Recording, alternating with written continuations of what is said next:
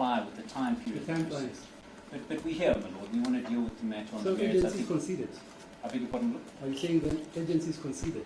Yes, my lord. Well, as long as our affidavits are accepted by your lordship, No, we no, don't they're press. before court. Yes, we owe it to the families, my lord, to deal with this matter on the Okay. merits. Yes, lordship. Okay, fine. Thanks. Thank you, Lord. See from the notice of motion that there are, in fact, component parts to the relief being sought. If I can ask my Lord to have regard to page. Sorry, I'm sorry to cut in again. Yes, I read the papers, Mr. Brown. There's a submission that this court doesn't have jurisdiction. Shouldn't that be canvassed or traversed first, Lord, if at all? Lord, I don't intend to address your lordship on the question of jurisdiction. We don't abandon the point. It's on the papers. Your lordship will either like it or you won't like it. But, Lord, again, we owe it to the families to deal with the merits of this matter, Lord. So I don't intend to address your lordship on the question of jurisdiction. No, but you can have it both ways. I know they are in the papers. Are you conceding jurisdiction? We don't concede it, Lord. But So you must argue it then. Lord, I argue it simply on the basis that what is in the papers is before your lordship, and I have no further submissions. Okay, fine. Yes, Lordship. Maybe you should establish jurisdiction, sir. Thank you. Yes, my Lord, we're not clear on what the submission of our legal defense mean, but perhaps for safety's sake, we will briefly address the point but not belabor it. Lord, we submit that the jurisdiction point really should not detain the Lord. The deceased lived in this jurisdiction, and at some point his remains were moved to my care. We don't know exactly when that took place. The respondent doesn't tell my Lord, and that is the narrow basis upon which they dispute the Lord's jurisdiction. Of course, jurisdiction is a matter of efficacy and of, with respect to common sense. There is no reason why the Lord cannot exercise jurisdiction over the subject matter here.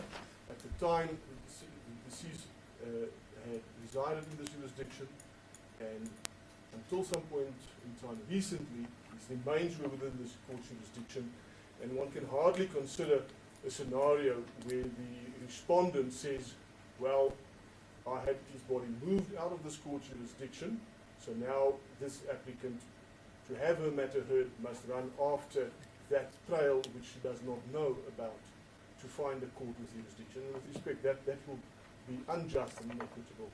And the Lord's order in this matter, whatever it may be, is of course fully executable also in the area where we now understand who the body will be. And on that simple basis, we would expect to submit that the matter should not detain. Okay. The Lord, if I may return to the notice of motion at paragraph 2, page 2, paragraph 2. The first part, and I will not take the Lord in detail through the notice, like to be alive to the fact that the Lord has considered the papers. The first aspect is a declaratory sought that a customary marriage exists. The second part pertains to preventing the funeral from taking place tomorrow, with ancillary relief about knowledge regarding the remains and the like. And then the third part pertains to a spoliation of the matrimonial home, and the applicant simply seeks restoration thereof. It's common cause on the papers that the respondent had changed the locks on the property. The first part is essentially necessary because even before this application, as we pointed out when we dealt with urgency, the applicant became aware, and she was told so by the respondent and his family, that she is not recognized all of a sudden by the family as having been the customary wife of the deceased. And that is why that element is important. But it is, for purposes of an urgent court before the law, only important in the sense of establishing the basis of the applicant's right, which she asserts to have decided and arranged the funeral. And Lord, we will not detain the Lord extensively with every simple case on the matter, and perhaps to the extent that the law is in dispute, we will deal with that. Perhaps we can start with the issue that customary marriage is, of course, recognized. There is a system of registration thereof, but the statute is clear that, in fact, that registration is not required for the validity of the marriage. Perhaps, my Lord, it will be useful at this stage if we could hand up to the Lord just a short note recording these aspects that we say are important aspects of the going forward.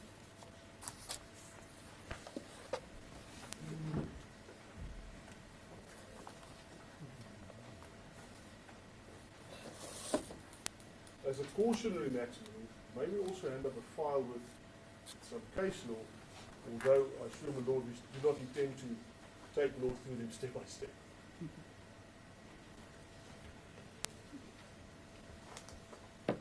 Thanks. Lord, we know that the Customary Marriages Act of 1998 regulates the situation. We've already said, and we've put out the authority in the note, that it is not necessary to have the marriage registered. The important aspect is section 3, which we deal with in paragraph 4 of the note. For customary marriage entered into after the commencement of this act to be valid, the prospective spouses, one, must both be above the age of 18 years, and there's no issue that they were not over the age of 18 at the time, and two, must both consent to be married to each other under customary law, and B, the marriage must be negotiated and entered into or celebrated in accordance with customary law. And we do not need to detain ourselves with all those elements, because we see from the papers, my Lord, that the dispute really is the respondent says the process did not go beyond the negotiations. So we are really looking at section 3, sub 1, sub B, and whether one can say the process has been finalized. No, but it goes beyond that. As I read the papers. If I may ask No, you, as I read the papers, the argument is not purely literary based on section 3 of the Act as you submit.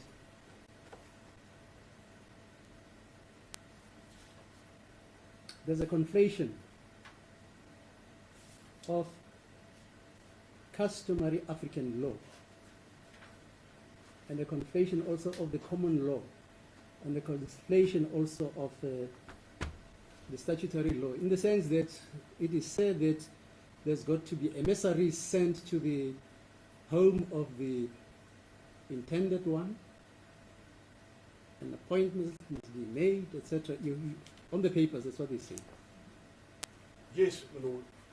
The point I was making with respect is that they concede that the process had gotten to the point that there were negotiations. Well, that's They it. understand the difference. They're answering after that.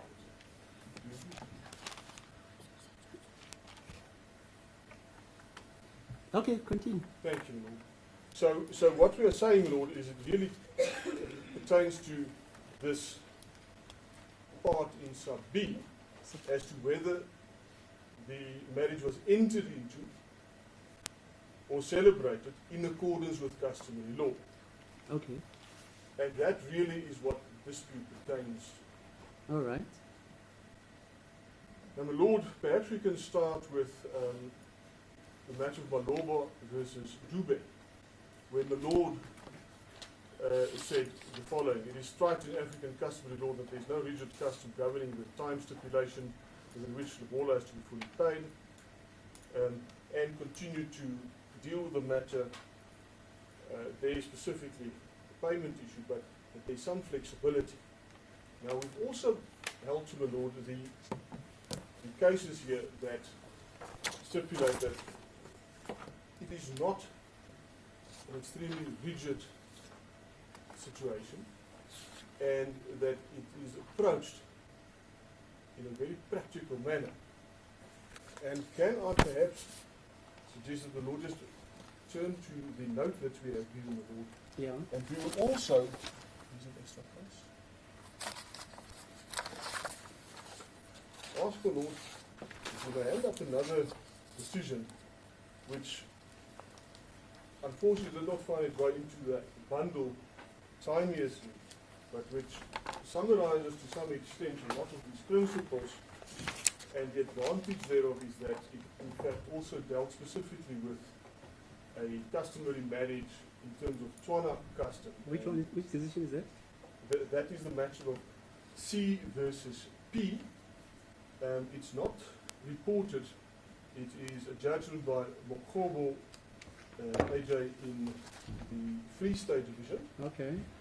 And with respect, what we submit is it is a useful reference to a number of important principles in summary, and as we say, in the context of Tswana custom, which is also what pertained in the matter before me. Okay. My Lord.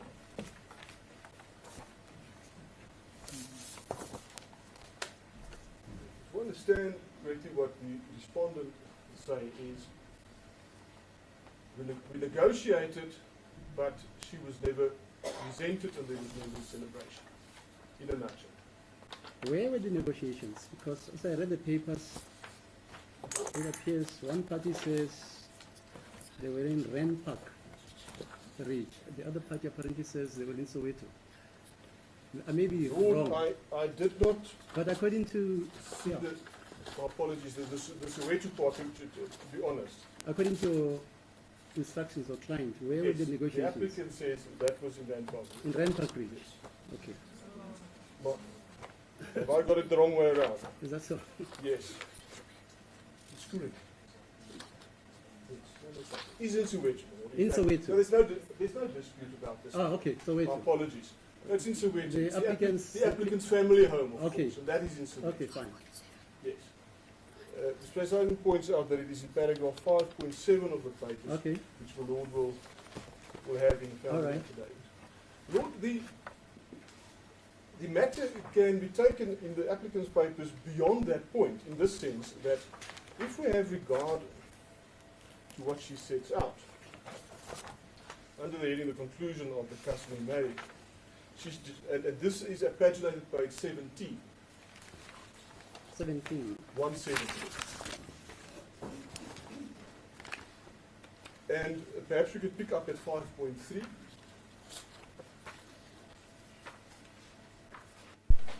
Right.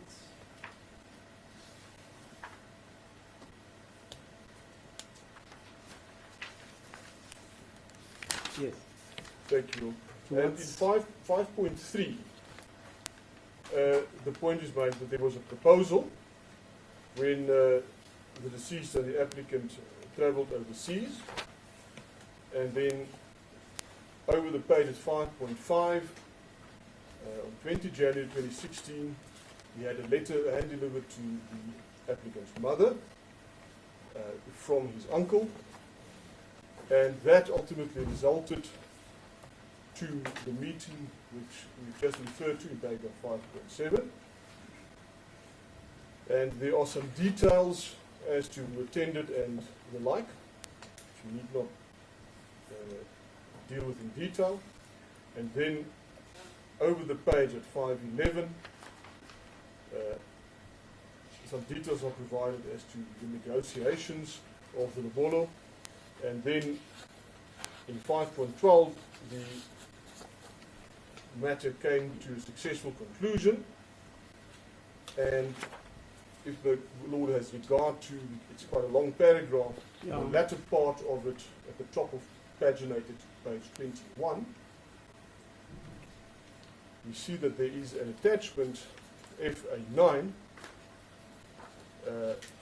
which is the agreement recording what had been agreed, and that, my Lord, will find at page 57 the actual copy of the recording.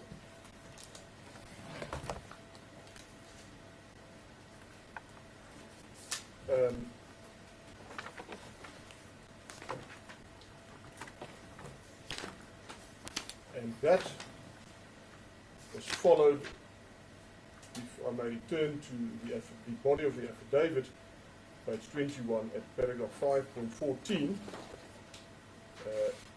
She says, upon signature of the agreement, Jabba then took the bank cards from Moleko and left the home.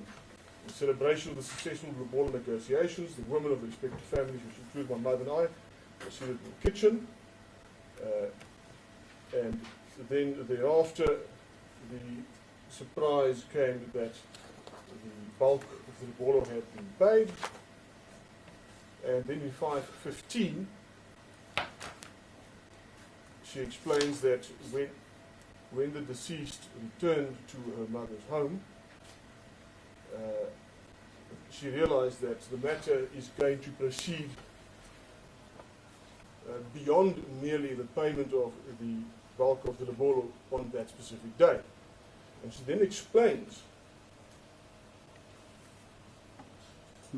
what culminates in the last sentence of that paragraph. Jabba's two aunts introduced me to all the witnesses present as Jabba's wife and welcomed me into the Tsambu family.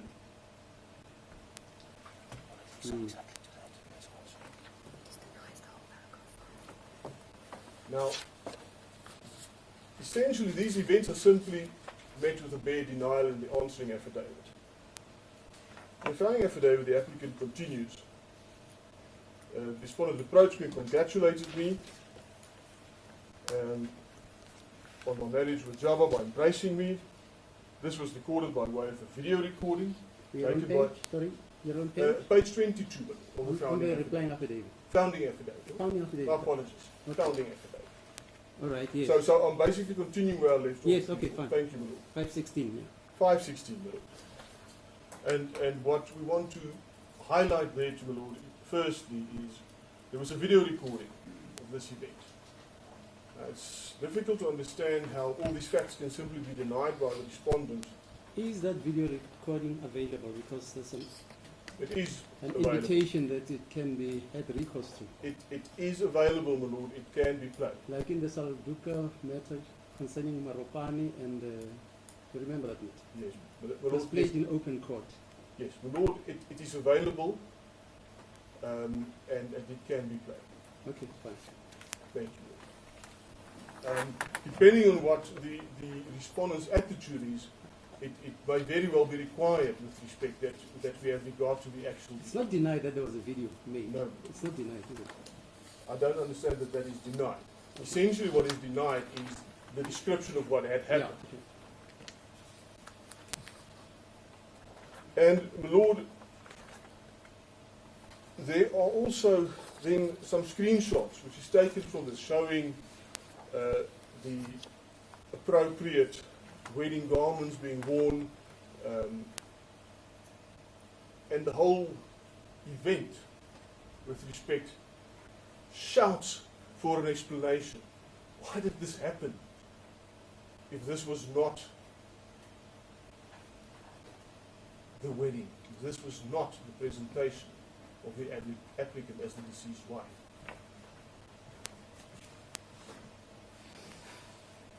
In 518, the applicant continues. She explains that in further confirmation, the fact that the dowry negotiations were concluded and that the wedding ceremony occurred on the same day, she attaches a number of affidavits of those present.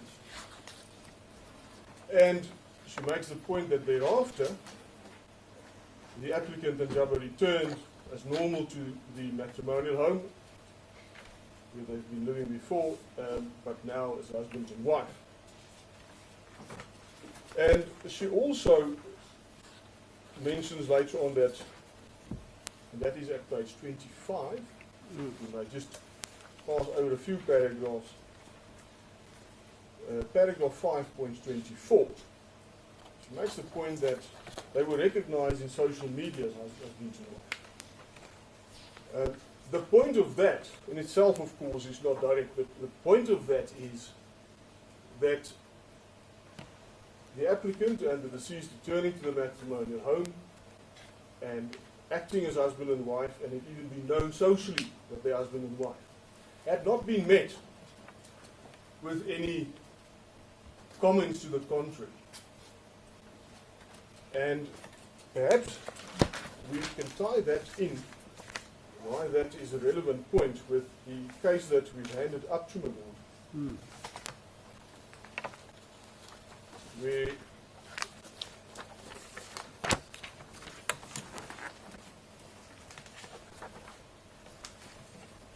my case now lost its clip, so it's falling all over the place.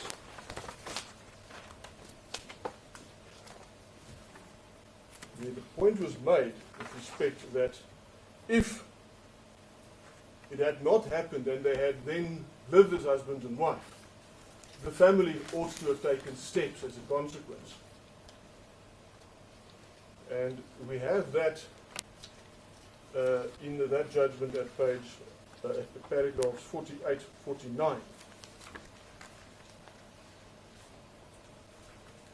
where the court found that there was knowledge on the side of the family disputing the marriage, that they were living as such, and there was no action for seduction, which is what the family ought to do if they disagree that there was a wedding.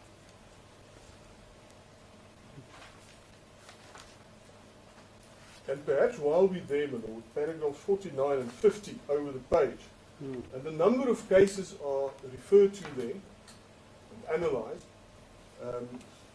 all culminating in the same point. And at the end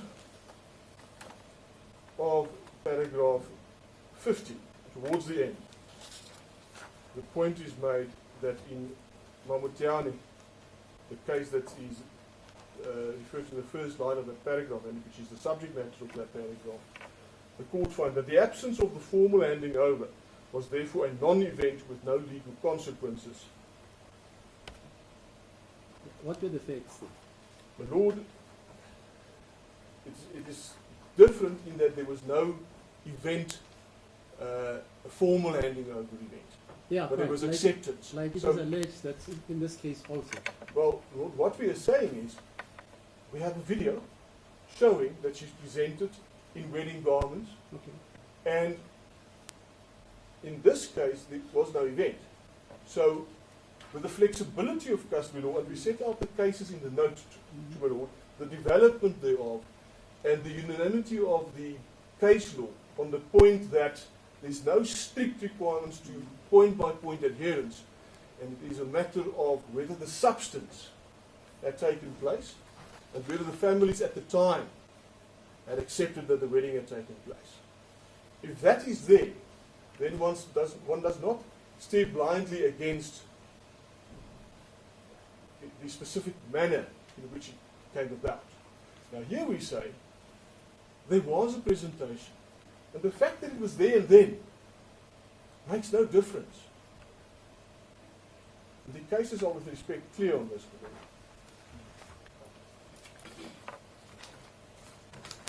Now, just for my edification, Yes, ma'am. if I'm the mother, father of the groom,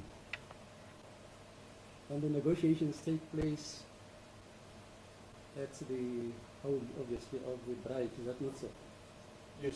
After the ceremony is ended, what would normally happen? If the persons who are purporting to be strict practitioners of customary law, would they not have to take their daughter with them? My lord, what we're saying is, the law does not require strict adherence, and that these customs develop. And there's a whole line of cases No, quite. that says, but that is not the test.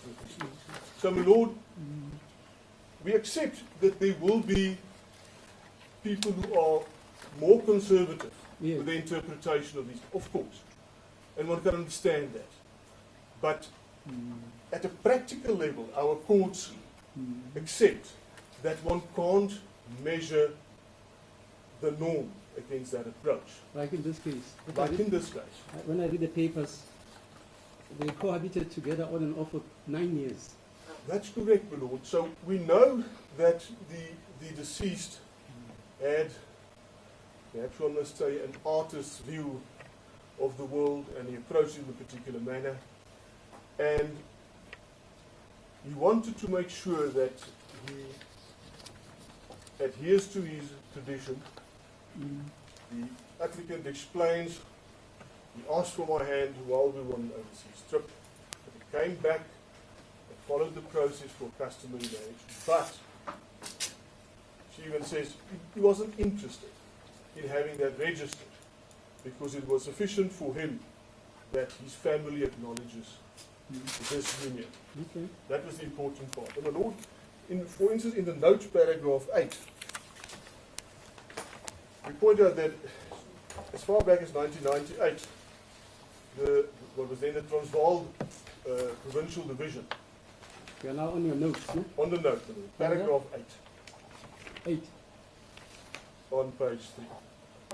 Page 3, paragraph 8. Paragraph 8. The absence of some of the traditional requirements does not necessarily render customary marriage void. It's a starting point already back in 1998. And if one has regard to the case that was handed up, and of course also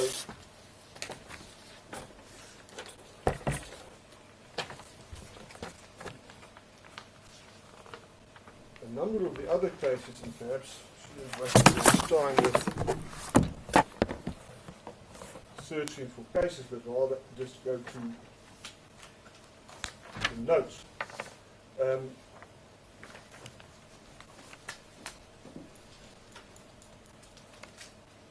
The point in paragraph 7, my apologies, I should have stayed there, my lord. In Salvan versus Moripane, it was decided that the Lobola in part will not render customary marriage invalid. So we start just one step back. There can be part payment, which was in fact the case here on the facts list. It seems that we do not highlight that to the law. But the bulk of it, clearly the bulk of the payment had been made, and that is acceptable. And the cases then take it further and say it's a practical matter, and if the family had accepted it in that manner, with respect, the marriage has been concluded. My lord, for the respondent to simply deny that had happened is rather peculiar, because we have a whole event which the applicant in detail says went beyond mere negotiations, and it's evident on these facts, and they simply deny. And that brings us back to the video. That will ultimately be something that it seems the Lord will have to have regard of. How long is the video?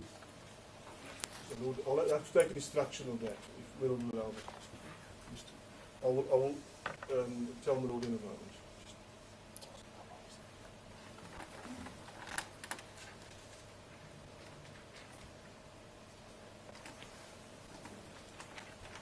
And my Lord, perhaps just before we move on, the matter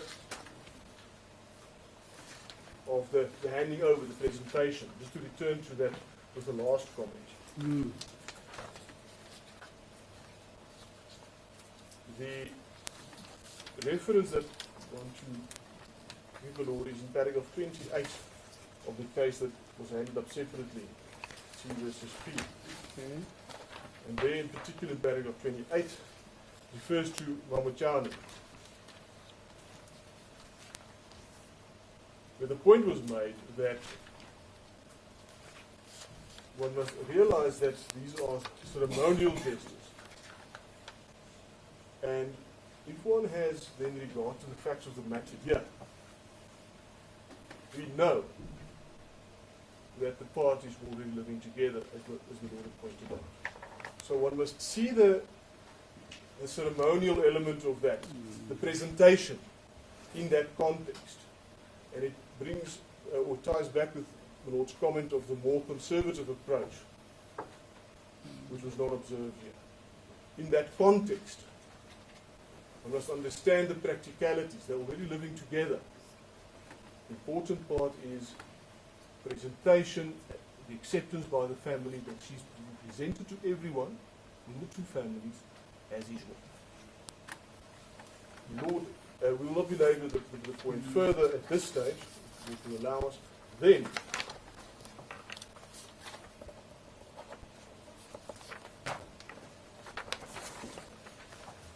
the next main issue. The Lord, may I interrupt myself? The video is quite short. It seems to be the way that these things are done nowadays. It's 1.5 minutes recording, so it's something that is easily digestible. Okay. Thank you, Lord. My Lord, the next aspect is, what does our law make of the right to deal with the remains of the deceased? How does one determine a matter where there's a dispute as to the entitlement to control the burial of a deceased person? And we listed a few of the important cases that's dealt with this in the note starting at page 5. And the Lord will see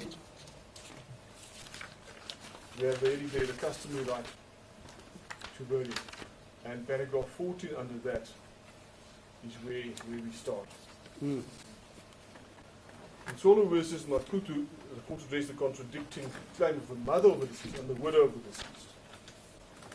It found that the wishes of the widow should prevail, as it is her right and duty to bury her husband where she pleased, based on their marital status and contributing to their fund. The court stated that the cost implications bound to the mother's claim moved it to find in favour of the widow. So, and we'll come back to this theme when we refer to some of the other cases. There's a substantial element of a court considering what is just and equitable in the circumstances. That is certainly the approach. But of course it's not as simple as that. And that is what we sought to highlight with these references for them. Paragraph 15. We make the point that where the court there had to basically consider the right of two heirs, it's leaned in favour of the wife rather than the mother. And that was based on public policy considerations. Now, the next matter then, my Lord, is Mankahla versus Matiwane. There the court found that where the heirs were minors, the court as upper guardian of children could decide whether the deceased was to be buried. And the court decided that that must happen in the hometown of the minor children. And to the facts, my Lord, we tie that back to the fact that the deceased has a son who is living in Johannesburg. That the Lord will see on the papers.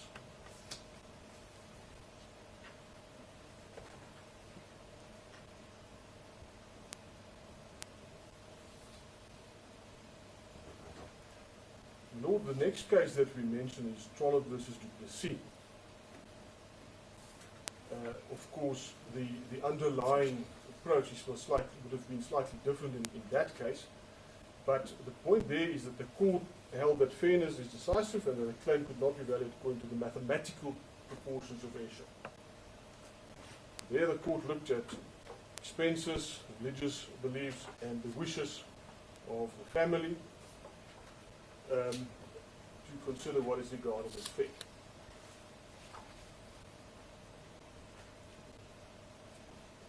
And then, if I can skip a paragraph and go to paragraph 19, Infanti versus Botha. There, the peculiar situation was that the person alleging to be the husband approached the court to claim the wife's body for burial in the Eastern Cape. The mother of the deceased denied that a customary marriage had existed and stated that her daughter should live in that Marlis where she lived. Now, there, the court had again approach it on a fairness and an entitlement in terms of effectively the closeness of the parties. And then, the Lord, if we can move to the next important point, which is paragraph 20. And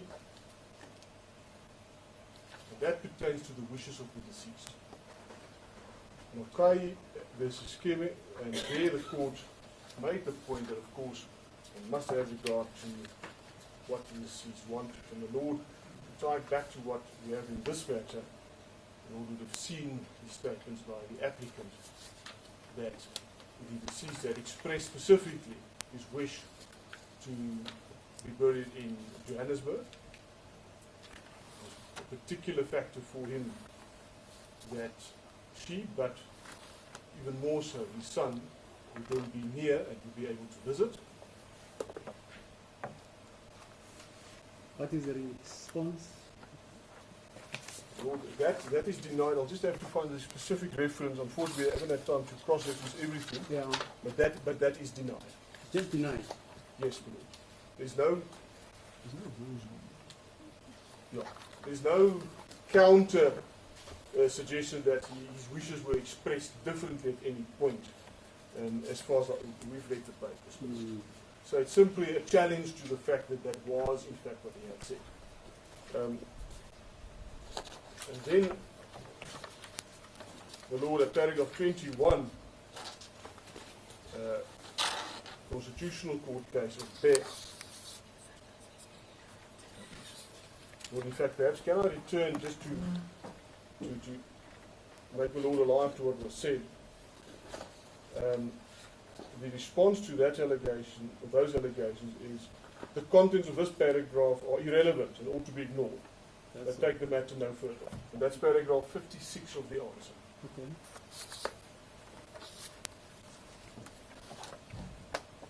So in fact, I overstated the position. They're not necessarily denied, there's just denial of the relevance, which of course, as we pointed out, the case law says is in fact relevant.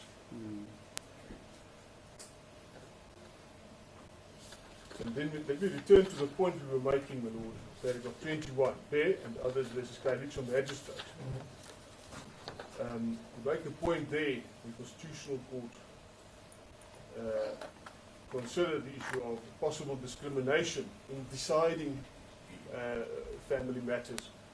The issue of the widow of the deceased vis-a-vis the possible intestate heirs.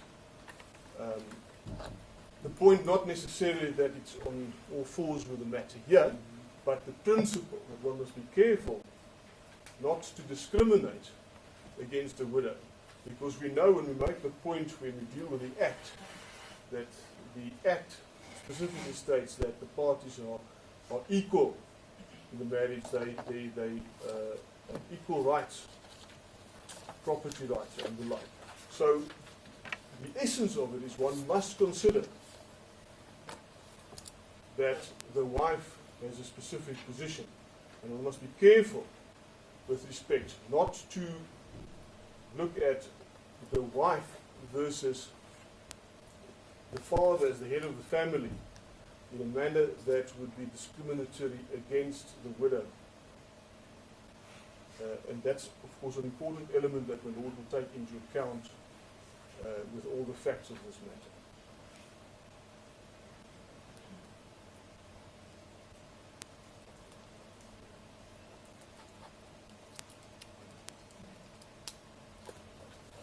And Lord, in paragraph 22, we refer to the matter of Mahala versus Nkombini, where, perhaps a bit closer to the facts of this matter, the court found in favour of the customary widow of the deceased, even though the mother of the deceased, supported by 3 sons from other alliances, applied to bury the deceased.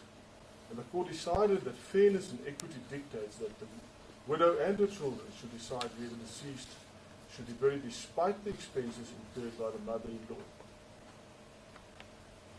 And the Lord,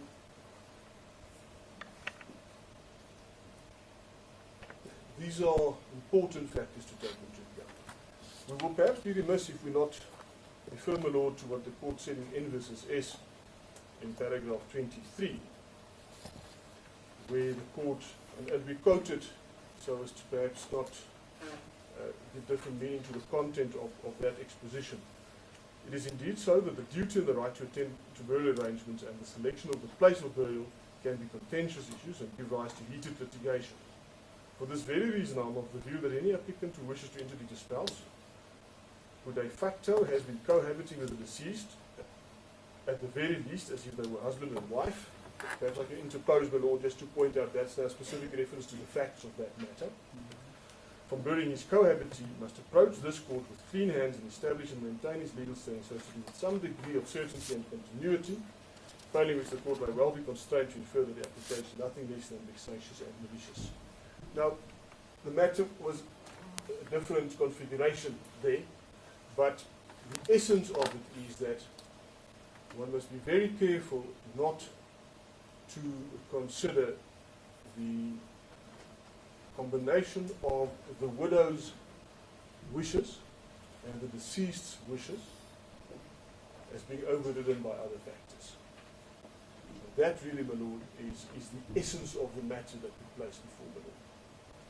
If we have regard to those combined concepts, then with respect, it outweighs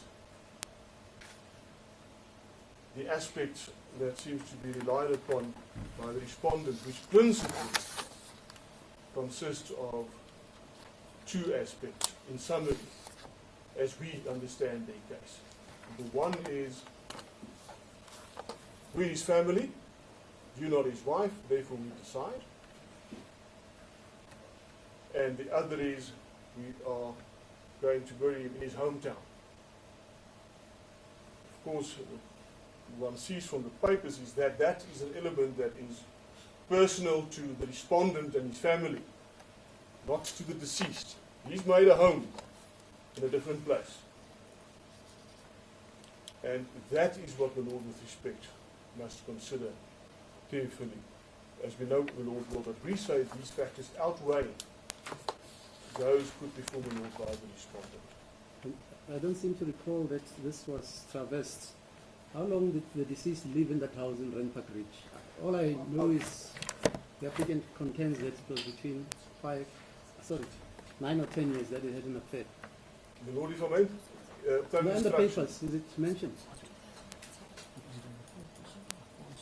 Lord, I do not believe that it's on the papers exactly when he started. Of course, we have the knowledge inevitably, but it's not on the papers. Yeah.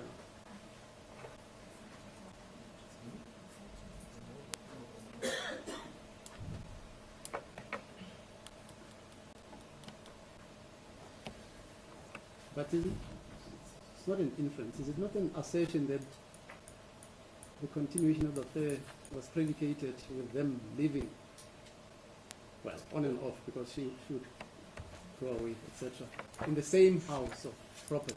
Yes, absolutely. It's clear that he's been in Johannesburg for a substantial period and that they have been together for a substantial period. Okay. In fact, that date is set out as 2009. They know one another from substantially before then, 15 years plus. But in terms of romantically involved, at least since 2009, Okay. and then subsequently the marriage at the beginning of 2016. That is the situation. The Lord, of course, it is an interdict that is sought in terms of stopping the funeral. Yes. And we know the principles and the requirements for interdict are quite tight. What we're saying, Lord, is those requisites are, of course, of a particular nature in a situation such as this. And what we mean by that is the right we've dealt with, the convenience of the matter and the prejudice aspect. That is peculiar in a matter such as this. And one must appreciate that it is a very personal matter. that the process around a funeral and the whole burial is an important element, cultural element, and that one must not easily negate those aspects. So one must also not easily negate the importance of that assertion of the prejudice if a particular person is entitled to bury is not allowed to do so. It can't be measured in money, is perhaps the first and rather obvious point to make. So there is no measurement of that kind that can be attached to it.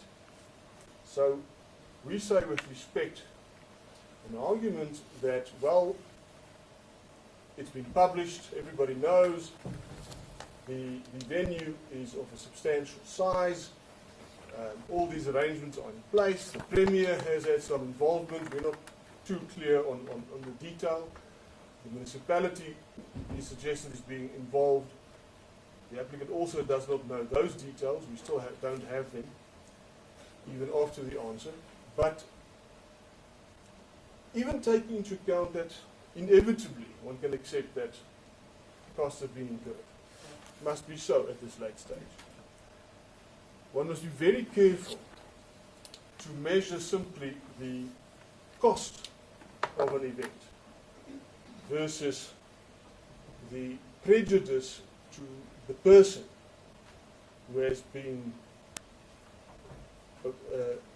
prevented from exercising what we say is her entitlement to execute the wishes of the deceased and to control his burial. Because that is a substantial element that the family relies on when they consider or they deal with the interdictory aspects. We also say that there is evidently no alternative remedy. It is simply one of those matters where one, with respect, we do not redo a funeral. We know the notion of disinterment in a more politically or political environment decades later, where it's unavoidable, and the tragedy that involves for families. So that is not something with respect that can be approached in a different manner. It is something that has to be decided and can't be left for later on the basis that, well, we can cure it in a different manner if it turns out to be the wrong approach. And overall, the law, with respect, we say that at least the applicant has shown that the matter, the funeral, should not proceed too long. We will hear what our learned friends say about the customary marriage, and perhaps we'll deal with some aspects in reply. But we respectfully submit that the Lord should conclude that it is appropriate that the funeral does not proceed too long.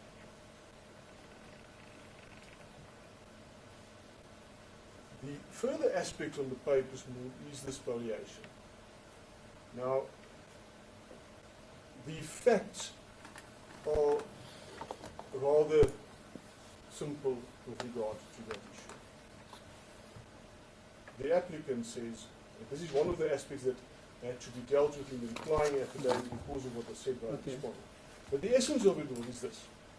It's the matrimonial home, it's where they live together, and of course we know the Lord made the comment that the Lord has seen that on the papers, that there had been periods and there was now a period where the applicant had not physically slept at the premises, and she's explained that in the context of the unfortunate events in the deceased's life, where he struggled with addiction, had rendered a situation where he had rehab at some point, but also where it rendered the relationship strained, and they had to work on that relationship, which included having moved out. But she remained in full access to that property, belongings were there. She went and came as she pleased. So she was in co-control with the deceased of that property. With respect, there can be no doubt about that. And the respondent, shortly after the deceased's death, in that situation where everyone is distraught and struggling with emotionally dealing with this event suddenly sprung upon them, it changes the locks to the property. And with respect, that is simply put spoliation.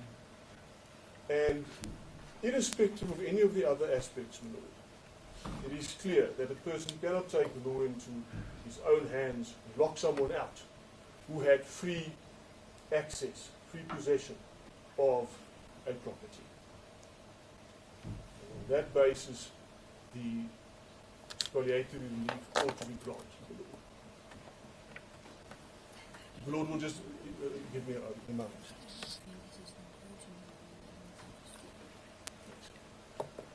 We know that the urgency aspect is no longer pursued by the respondent, and as we read the papers, the only real opposition to the spoliation portion of the order was the urgency.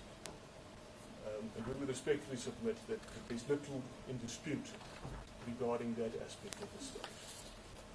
We would respectfully submit that the application should succeed in all respects.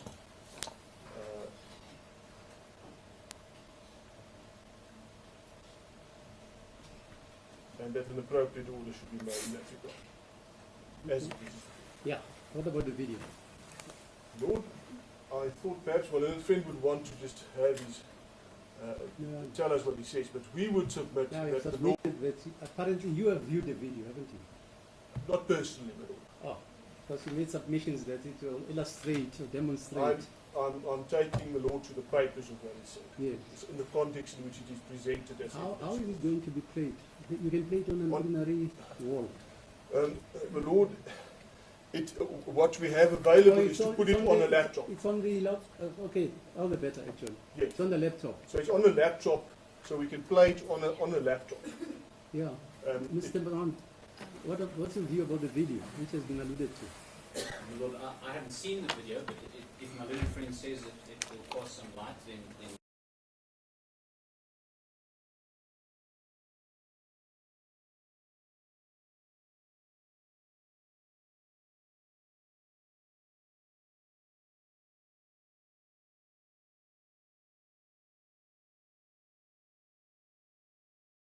And that can go into the record. In this case, it has to go any other place.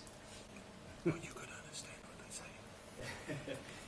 yes, but the unfortunate difficulty, my Lord, I think that we will face is that both my learned friend and I suffer from a European tongue. we won't understand much of what goes on, but I'm ably assisted by my junior. No, we can get an interpreter. Yes.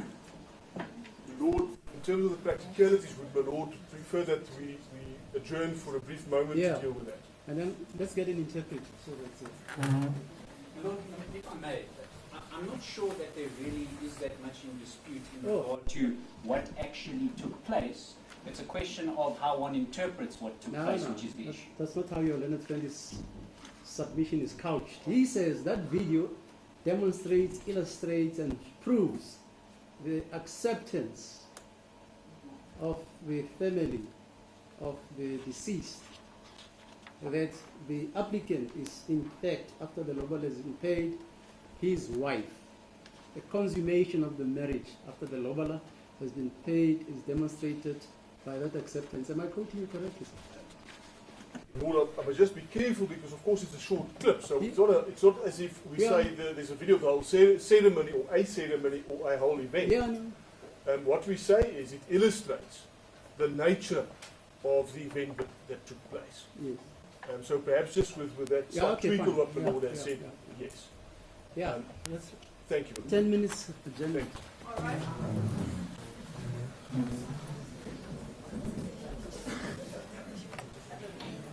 Pop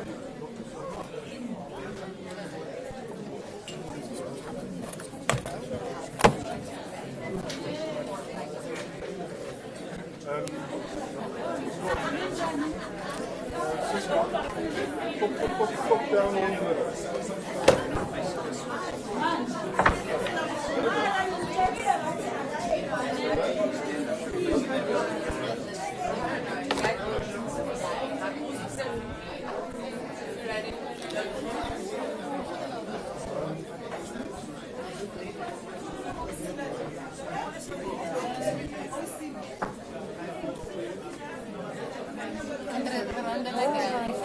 Come on.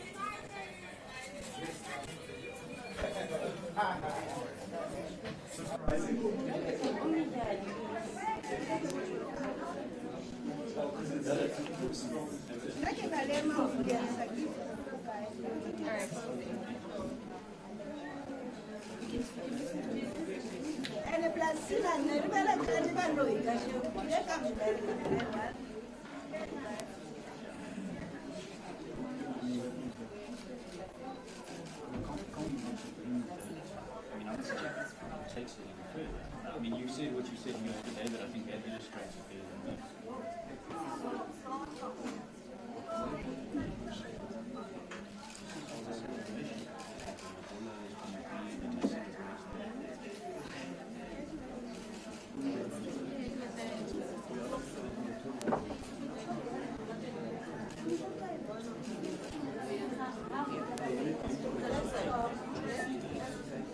This doesn't take this any further than what you've said. I think what you say in the affidavit is strong evidence. So,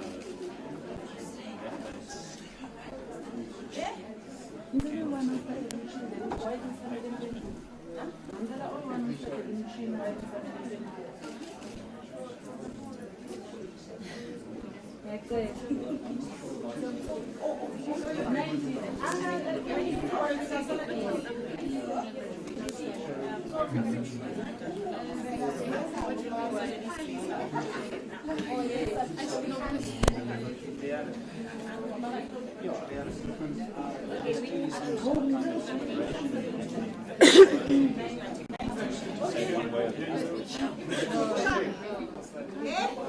The most of the people Let me turn ourselves into witnesses. We haven't watched the video. It takes a minute and a half.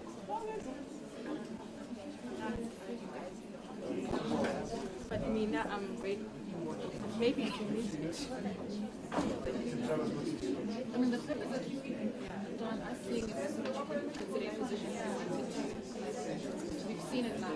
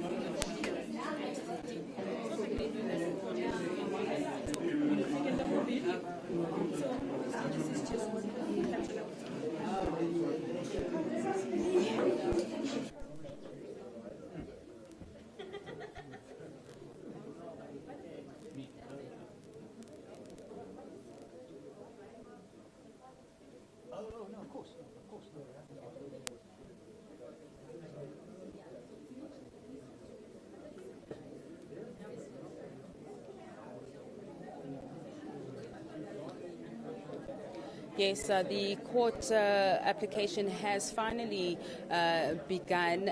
We are hearing arguments, the merits basically of the case that's been brought by the customary wife, according to her founding affidavit, Lerato Sengadi of Jaba. I'm just going to move out of shot, Jeremy, just to quickly show you what we're seeing at this stage.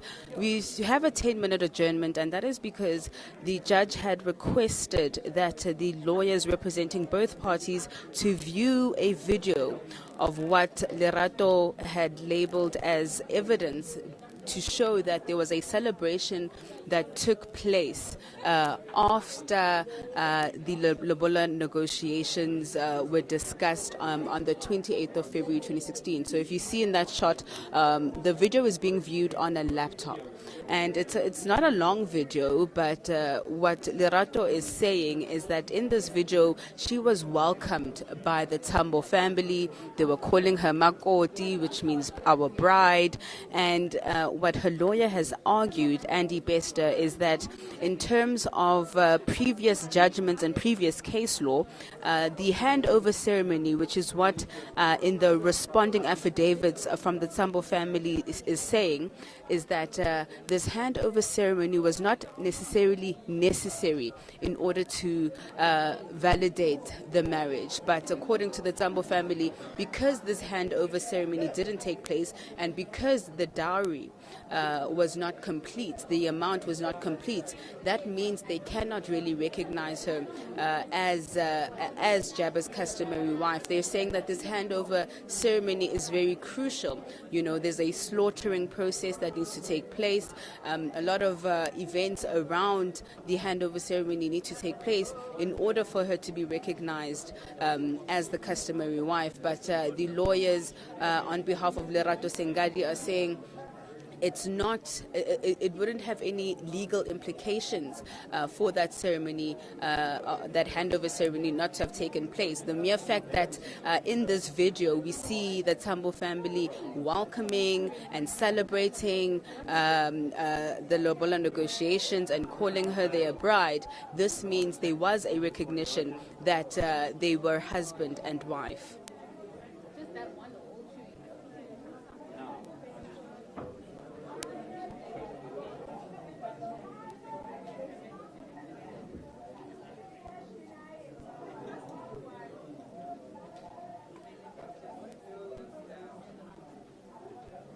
Certainly, this is an urgent application, Jeremy.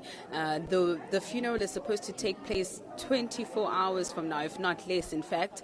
We've got the funeral arrangements that have already taken place. Media is expected to get their accreditation this afternoon. We know that it's going to be an official funeral that is involving the Northwest government. We understand that, of course, that most of Jaba's family has already made their way to Mahikeng. We know that some are still here in Joburg and are watching the proceedings today to find out whether they should actually make their way to Mahikeng. And what Lerato Sengadi is asking the court to do is to order the Tambo family to give her the body of Jaba. She wants the remains, she wants the death certificate, she wants access back into their matrimonial home. She's also saying that she wants to bury Jaba here in Johannesburg. She says in her court papers that Jaba, after the death of Pro Kid in August, if you remember, they decided, they had a conversation, and Jaba had informed her that he wants to be buried in Johannesburg at West Park Cemetery because his son resides here in Johannesburg, and so he would want to be close to his son so that his son can visit him. She also wants the hard drives, which have some of Jaba's music, new music in fact. Apparently he was recording new music. She wants those hard drives back. She wants everything back. She says as the rightful customary wife of Jaba, she's got legal rights to his documents, to the matrimonial home, as well as to his body. And she says that she's launched this application because she wants to fulfill the wishes of her husband. It's not about money, she says. She says that she has her own money. This is about fulfilling the wishes of her husband, who wanted to be buried in Johannesburg and not in Mahikeng.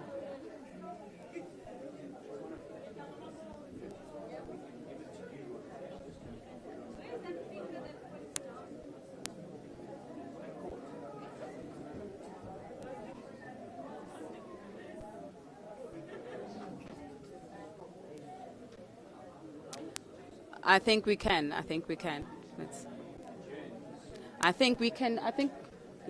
can try and move closer. I'm just going to ask, let's try. I'm going to ask Nkosi to just get the camera off the tripod, and then we will try and move a little closer and see if we can't exactly get some footage of that video, which shows that there was some kind of a celebration after the Lobola process. Ma'am, if by any chance, could we just start that video over again just to see exactly what is on that video, please? It is a matter of public record. We can view it. It's been viewed in open court. The judge hasn't seen it yet. Planning on what the judge decides. Okay, Jeremy, as you can hear from Lerato's lawyer, the judge has not seen the video yet, so we don't have access to the video as yet. But it's around 1 minute 30 seconds. Earlier on, we saw Lerato explaining to the lawyers exactly what we were seeing in that video. She says that her sisters were present, her family were present. Many of the Tambo family was present in that video, and it shows them hugging and celebrating, and her being dressed in the traditional attire, the Tswana traditional attire, in order to show that she's being accepted by the Tambo family.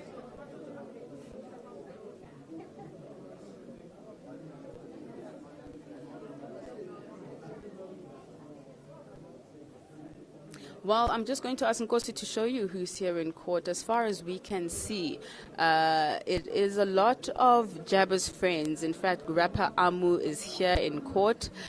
We have not seen anyone from the Tambo family as of yet.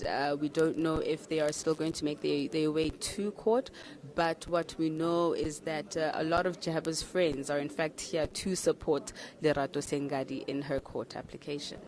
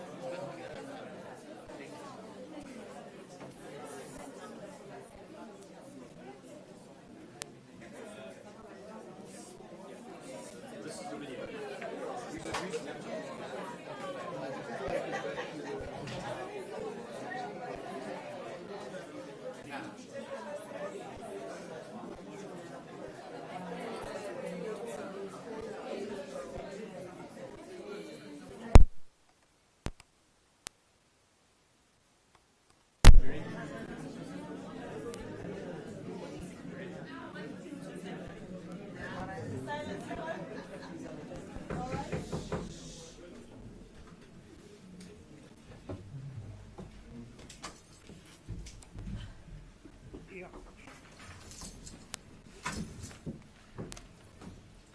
Yes, Mr. Mao. Thank you. Lord, my learned friend and I have viewed the video. Okay.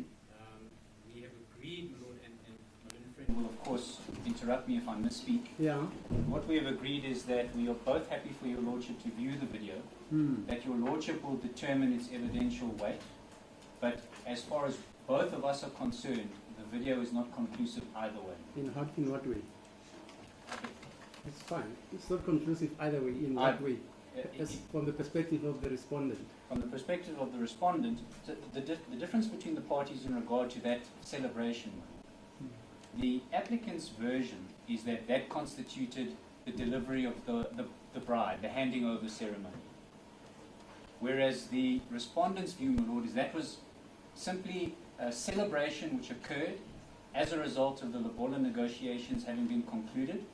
And as was customary, there was a celebration on every occasion when negotiations would take place. Okay.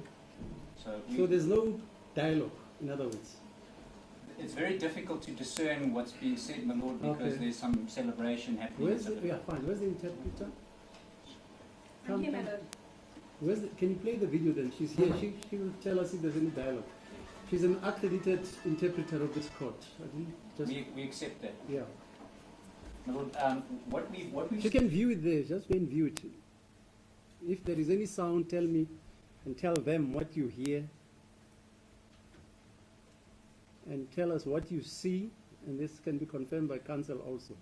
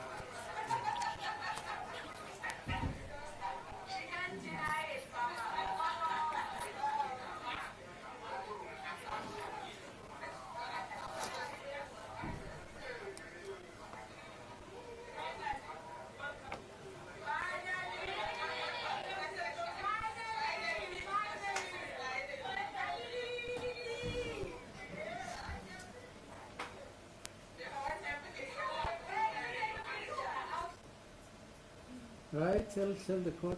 Your name first for the record. Your Mrs. Miss Polani, my lord. What are you? I am the senior court interpreter in this high court. my lord. Great. Okay. Can you tell us what you dissent, what you hate, if anything? And there's so much hugging and celebration, and there's a person who's saying you're welcome. I don't know, they're saying welcome to the person that person is hugging then or what. Because there's so much hugging of people, and there's also a lot of movement in the video. The part that I've seen. And finally, who says finally what? Somebody says finally, and the part that says finally, and the camera is like, the person is like upside down, Okay. it's not right up. But I also had some jubilation there. Ululation. Yes. How? No, me, I know what you mean.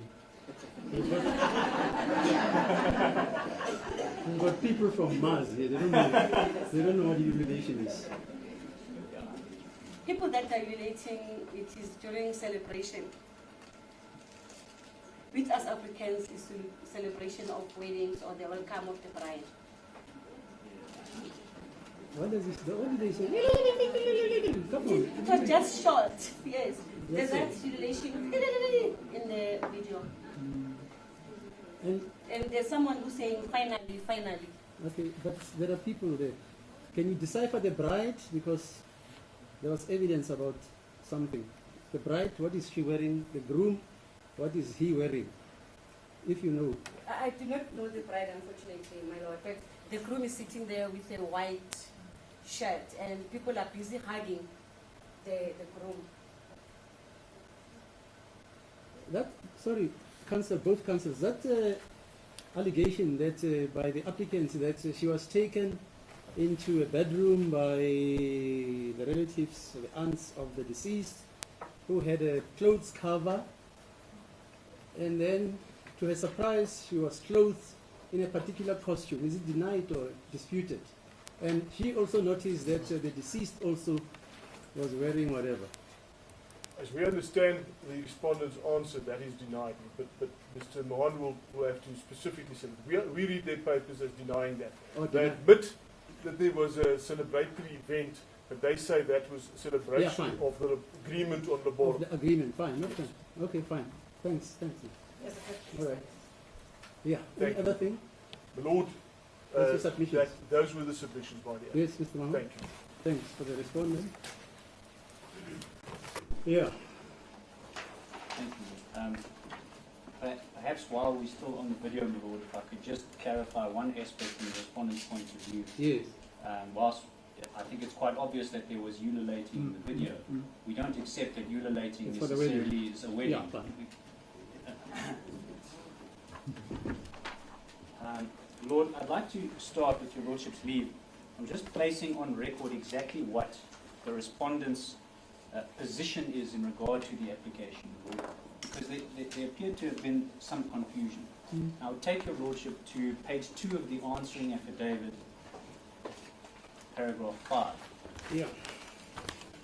Now I'll read, this is the father, my lord, Mr. Tambo, who is cited, my lord, I will note, not only in his personal capacity, but also in a representative capacity, in his capacity as head of the family.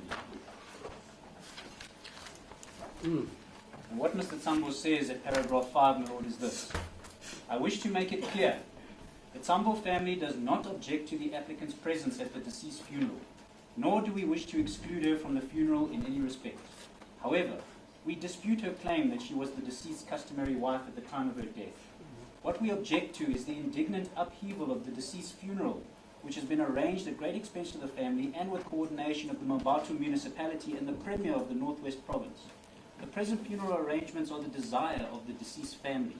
The applicant is welcome to attend the funeral, but we do not acknowledge that she was married to the deceased under customary law. If the applicant wishes to have this dispute resolved, it should be done in the ordinary course, and the threat of disrupting the deceased funeral with the resultant pain and anguish that would cause to the grieving family should not be used as a threat to force us to acknowledge. So, my lord, that is the position of the respondent, the family, and we place that on record. We have I think, 3 cases, my lord, that we would refer your lordship to. Just flip outside of the judge. I beg you to hand up, my lord. Yes, it's 3 cases, my lord. Let my junior approach your lordship. Yeah.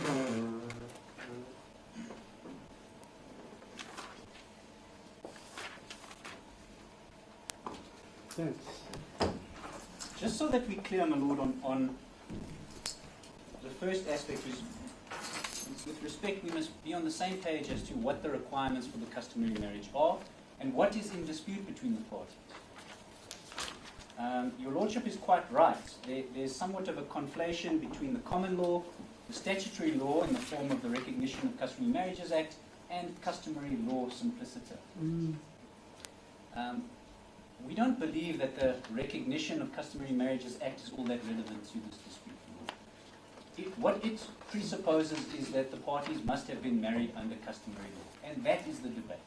Begs the question, were the parties here married under customary law? And I would refer your lordship to the judgment of Motswatswa versus Roro. A judgment of this division, my lord, of Justice D. Matlapeng AJ, 2011 judgment, South African reports. And at page 328 of that judgment, Lord, my lord, I'd read from paragraphs 17 to 21 as a starting point.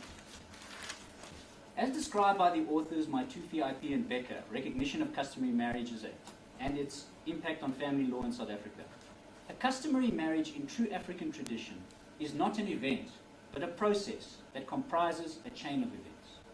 Furthermore, it is not about the bride and the groom. It involves the two families. The basic formalities which lead to a customary marriage are: emissaries are sent by the man's family to the woman's family to indicate interest in the possible marriage. This, of course, presupposes that the two parties, man and woman, have agreed to marry each other. Secondly, a meeting of the parties' relatives will be convened where lobolo is negotiated, and the negotiated lobolo, or part thereof, is handed over to the woman's family. And the two families will then agree on the formalities and date on which the woman will then be handed over to the man's family, which handing over may include but not necessarily be accompanied by celebration. The last aspect, my lord, is the one that is pertinent in the present case. Over the page, my lord, where page 329 of the judgment starts, the first sentence which starts on that page. However, the mere fact that lobolo was handed over to the applicant's family, significant as it is not conclusive proof of the existence of a valid customary marriage. One of the crucial elements of a customary marriage is the handing over of the bride by her family to her new family, namely that of the groom.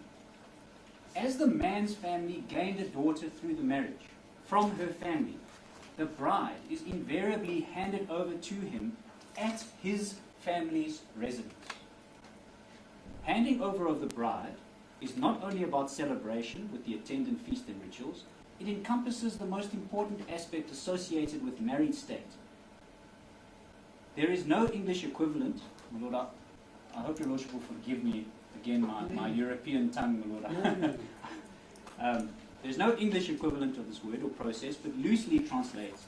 It implies coaching, which includes the education and counseling, both the bride and the groom, by the elders of their rights, duties, and obligations which a married state imposes on them.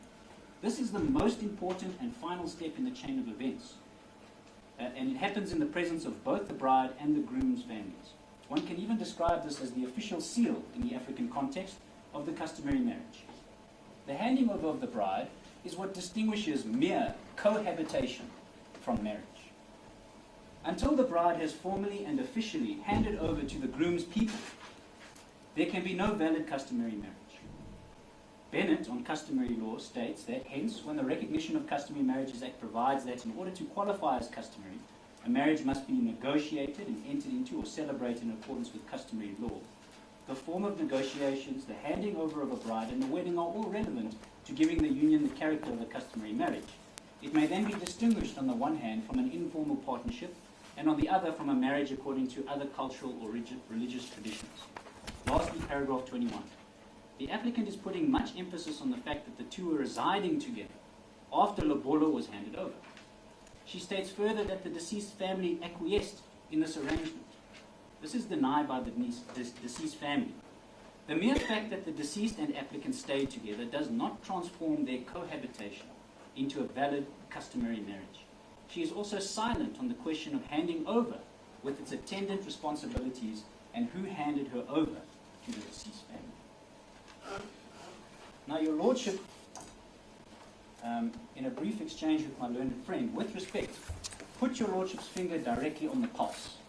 When Your Lordship asked my learned friend, where on the applicant's version did the consummation of the marriage in the form of the handing over of the wife take place? Was it at the applicant, the bride's, I use that phrase loosely, the bride's family home, or was it at the groom's family home? And we know in this case, my Lord, on the facts, it was at the bride's family home, the applicant's family home in Soweto, contrary to the custom, as would be indicated in this judgment, Lord. The applicant's version is that the handing over ceremony took place at the same meeting where the Lobola negotiations took place. Because she was surprised, she says, with the dress and matching clothing. We say with respect, my Lord, that this can never be accepted.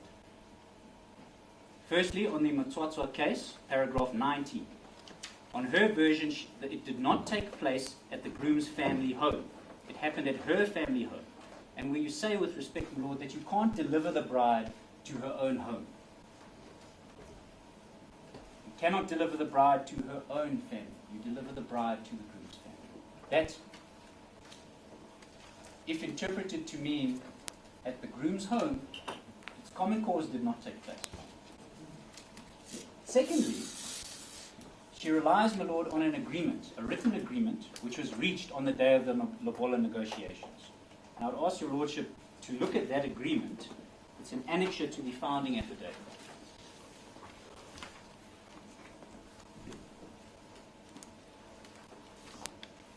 Annexure FA9.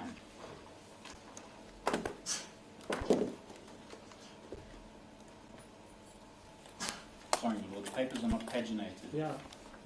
Go to 257. Right. That's what it says.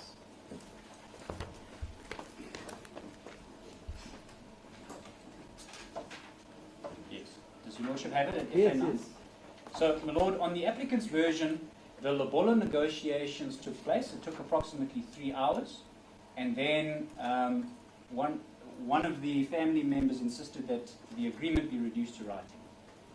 And what it says is, it's dated the 28th of February, meeting in Dube for dowry negotiations. It doesn't mention anything about the handing over. Meeting in Dube for dowry negotiations. What is dowry? Well, we would understand that, my Lord, as being a colloquialism for the Lobola. I'm sure that's not controversial. My learned friend is nodding his head in agreement with me.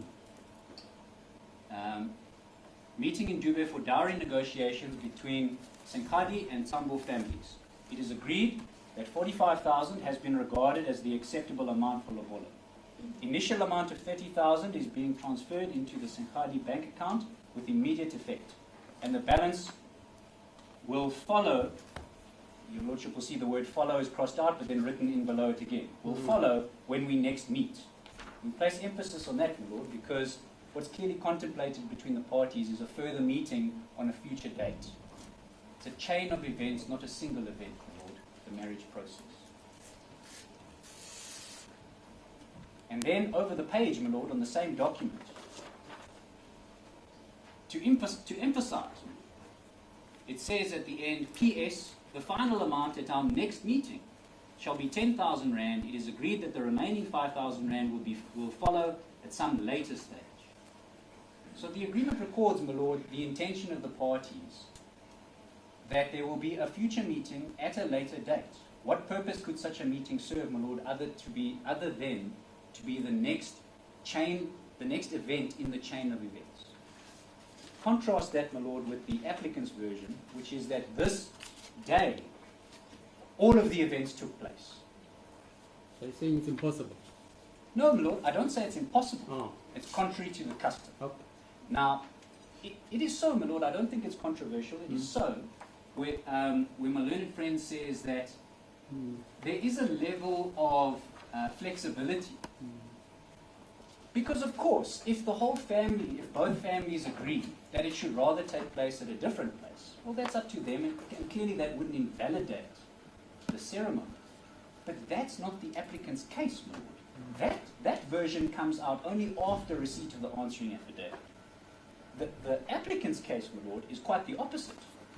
The applicant's case is that despite the fact that they cohabited, which was clearly not in accordance with the custom prior to the marriage, she says expressly, my lord, it was very important to Jabba, and my lord, I'll call him Jabba because he and I happen to be school friends. We sang in the choir together, my lord. My singing career didn't blossom quite as well as his did.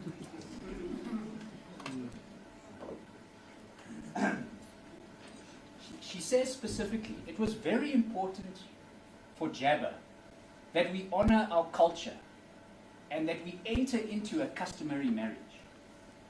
That's completely different, my lord, to saying, well, you know, there was a certain amount of flexibility, contrary to the custom, we didn't adhere strictly to the custom, we did it in a more lax manner.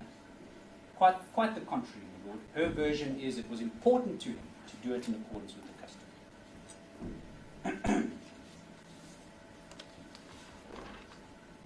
Then, my lord, she says, it was also the intention of the deceased and the applicant that they would enter into a civil union. Now, that's somewhat confusing, my lord. It's difficult to understand because, as your lordship will know, the two concepts are mutually exclusive. You can convert one into another, of course, but they can't coexist. Now they coexist in African culture. That's the point. Even I. Any black man worth his salt or any black woman worth his salt knows that because we live in urban areas, you couldn't get, I mean, just to give you a background, you couldn't get, for instance, a house or premises without a registered marriage certificate. Before this act, black marriages, custodial marriages were not registered before 1994. Yeah. So if you didn't marry by civil rights in the locations, your superintendent will go jump into the lake. You'd never get accommodation. So as a force of circumstances politically dictated that you can honor your culture, marry in traditional clothes, have skins and do the gumboot dance, and thereafter you have your bride having a white wedding dress on. No, As they of course, say. my lord. No, I think... Yes, my lord. So they do exist. I defer to your lordship's wisdom. Perhaps I didn't make myself clear. What my lord, I think any of us who have gone to customary marriages would know that they very often do coexist in that sense. What I really mean is they can't both be registered. You can't register a customary marriage and also register a civil marriage. That's what I mean. Now, my lord, if we look at what the respondent says in the answering affidavit, if I could take your lordship to page 11.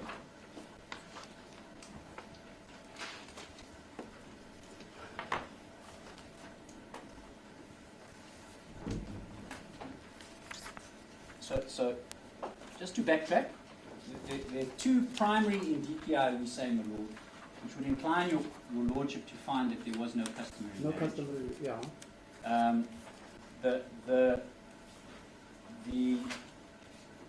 The first is that it didn't. The celebration didn't take place at the groom's home, and the second is the content of the agreement which was reached, which reflects and anticipates a future meeting. Now, contrast. Just on that. Yes, submitting that the celebration did not take place at the groom's home. Yes, it did not. It took place at the. It can only be a valid customary marriage if it occurs. That celebration occurs at the groom's home. No, there must be a handing over of the bride. That is the Let's requirement. start with the celebration. No, Because these are two different concepts. no. Well, my lord, what the Matswatswa decision says is the existence or otherwise of a celebration is not determinative. Yeah, fine. So you could celebrate the lobolo, you could celebrate the negotiations. Every time the families get together, one would think, my lord, as is part of the custom, that they would have lunch. You can celebrate it either at the groom's place or at the bride's place. Yes, but what we say, my lord, is that the custom would be that the handing over would take place at the groom's family house. That's what we say. What about the South African Constitution? Section 39(1) says this court must develop customary law with regard to an open democratic transparency and accountability without necessarily discrimination amongst the genders. So you're submitting that where the Constitution says there's equality of genders, this particular custom says the handing over must take place from or at the groom's place. No, my lord. You're not saying that. No. But let's explore that. Are you saying, I'm not saying you're saying it, are you submitting that the handing over must of necessity take place with the relatives of the bride, the girl, I'm saying it with respect, traveling across the world to go and hand over this lady to the groom's family and say, Jaba's family, and say, this is the handing over of our daughter to be your son's wife. That's the only way a customary union can be consummated. No, that's not my submission. Okay, fine. So it can be vice versa. Yes, we accept okay. that. Okay, We fine. accept that. It can be, Yeah. but then the parties would have to both intend to do something fine, which fine, is fine. which is not in accordance with the fine. convention. Yes. And there's So no there's by parity of reasoning, then there's a flexibility of the custom, because in traditional African customs, which was patriarchal based, it had to happen at the groom's place. That's what they say. So but of course it's flexible, in other words. yes, yes, Okay, yes. fine. But that doesn't detract, my lord, from Yeah. the fact that the convention would be Yeah, correct. it would be certainly constitutionally unpalatable Yes. if they could not get married, even though they both wanted to celebrate and hand over at the And bride's they're family. equal in terms of the constitution. Of course. It would never survive constitutional Yes, scrutiny. that's it. So we don't elevate it, my lord, to a strict requirement. We say it is simply a matter of convention that is how it would happen. No, And- I'm sorry. You know I talked a lot. But it's because Matlapeng says, if it has never happened, and the concept he's embracing is a traditional patriarchal African concept of the bride being handed over at the groom's place. If he says, if it isn't done, the formalities are not complied with. Matlapeng, that's what he says. No, I don't, with respect, my lord, What does he I say? differ with your lordship. No, he says the handing over. Yes. The handing over of the groom. Can the bride be handed over? And vice versa. Well, my lord, Never thought about it.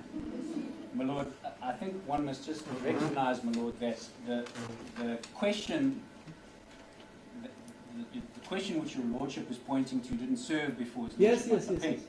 I don't think we can elevate what his lordship says to a strict, where he says the handing over of the bride is what distinguishes mere cohabitation from marriage. Whether I don't think we can elevate that to saying that Okay. despite the constitution, if all the parties involved wanted to do it a different way, that wouldn't be a valid marriage. Okay, fine. I don't think we can elevate it to Okay. that. All I'm saying is that it would be at least peculiar. Mm. In other words, one would have expected from the applicant to say that the parties deliberately intended not to do it this way, not to do it in accordance with the normal convention. Now, she doesn't say that, Lord. She says the opposite. She says it was important to Jabber that they did it, to honor his culture, to do it in the normal convention. That's what she says. So, my Lord, going back to the answering affidavit at page 11, Okay. this is what the respondents say. From paragraph 27. It's clear from the agreement that the families intended to have a subsequent meeting as part of the ongoing marriage process. This meeting, however, never took place. At the time, the applicant and the deceased told the families it was due to clashing schedules. But we ultimately learned that it was because the deceased and the applicant were having relationship troubles. And Lord, I don't think there's anything contentious in that because the applicant herself alludes. I'm not going to go into that, Lord. In No, front but of you're the interpreting the context. You're saying the fact that the intended meeting, taking the corollary from the reasoning of Matapeng, that a marriage is a process, not an event. Mm. They're still busy trying to get to the marriage part. Yeah. That's why they intend meeting again. Yeah. Now, I'm asking you, haven't you heard of customary unions which are concluded before the lobola is paid off? And even after it is concluded, the families meet and have a ceremony to finalize the payment. Yeah. I don't know if you've heard of it. No, But people in court appear to be black. I'm sure they've heard of this. I accept what you Yeah, says, but and of actually course, there's a saying that lobola is never paid in full. Lord, we don't rely on the No, I'm non-payment just of telling court. you the culture. No, but my Lord, in those cases, my Lord, your Yeah. Lordship wouldn't find an agreement that No. contemplates a later meeting. That's the distinction, my Lord. It's on the evidence, my Lord. Okay, okay. The evidence suggests to your Lordship that the intention of the families was not to conclude the marriage in a single Okay, day. fine. That's what the So agreement. what were we going to talk about? The final payment. No, my Lord, we don't make anything of the fact that Lobola was not paid in full. No, I hear you. Because they say, until we meet again. What does it say? A later meeting, my Lord. It was April 9. It appears in two places, my Lord. Yeah, sorry. I'm just wanting to. P.S. The final amount of our next meeting shall be 10,000 rands. It is agreed that the remaining 5,000 will follow at some later stage. Yes, and the preceding page, my Lord. Yeah. Initial amount of 30,000 is being transferred into the Sengadi bank account with immediate effect, and the balance will follow when we next meet. Yeah. And they're going to meet twice, apparently, in future. Why do you say that? Well, 10,000 rands, and thereafter it is agreed that the remaining 5,000 will follow. I read it with understanding, you see. Yes, the point Well, is, we're going to meet and meet and meet and meet. of course, yes. We say, my Lord, that behavior is consistent Okay. with the convention, Okay. which can be departed from, which we say was not departed. All right.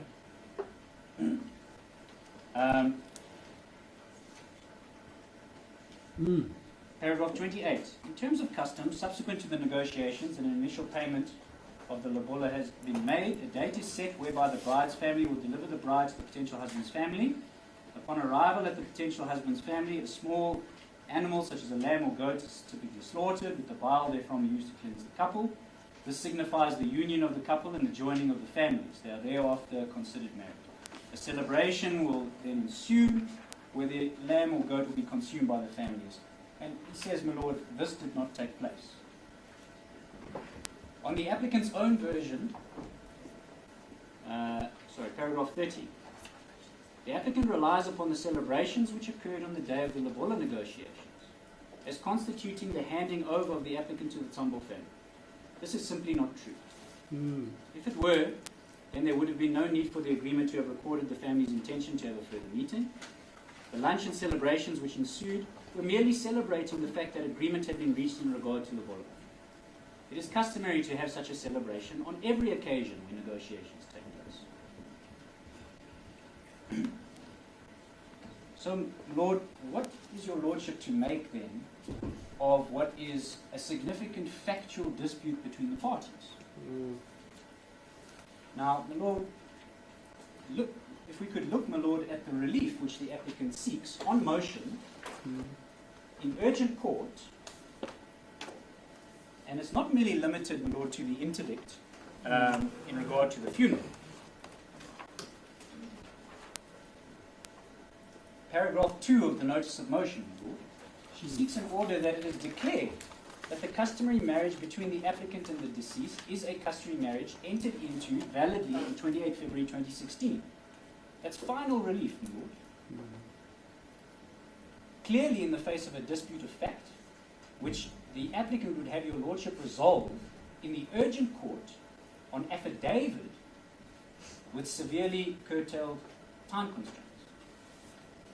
Now, if all she wanted, my lord, is to interdict the funeral, she wouldn't need this relief. That could stand over. That could be decided by a trial court as it ought rightly to be decided. But she doesn't know, my lord. She slips it in with respect, and she asks for final relief at declarator now, without the court having the benefit of cross-examination,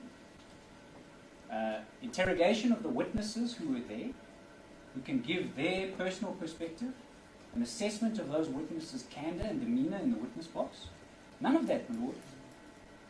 She goes straight to the urgent court on affidavit and asks for a declarator that she is a customary. Final relief. And that, the same goes, my lord, for prayer 3 in the notice of motion. The applicant is declared to be the lawful customary wife of the deceased. Now, your lordship is obviously well aware of the Plascon-Evans principle, and we would submit that it is applicable, my lord. What one would normally have done in the urgent court when one is seeking an interdict to overcome the difficulties arising from the Plascon-Evans rule is to ask for some sort of interim relief pending a process to finally resolve the disputes between the parties. Because, as your lordship knows, when you're seeking an interim interdict, you don't have to resolve the disputes of fact, you merely need to demonstrate a prima facie right. But that's not what we face with here, my lord. She seeks final relief, both in the form of the declaratory relief and in the form of the interdict. She wants an interdict forever.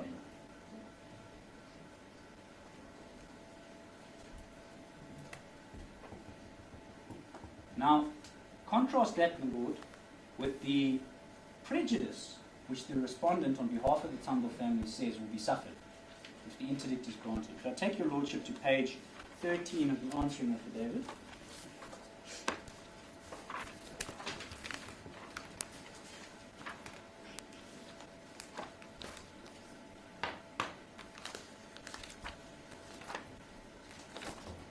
Taking 13, my lord, para 35.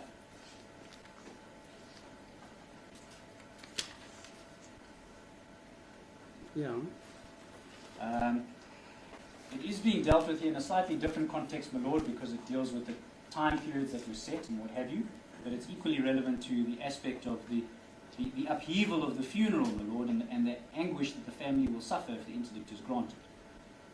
Mr. Tambo says, this is particularly so when regard is had to the following facts which demonstrate the severe prejudice which would be suffered by the deceased family, quite apart from the emotional trauma associated with his untimely death, and the indignity of having to postpone his funeral, if the relief sought by the applicant were granted. Sub 1.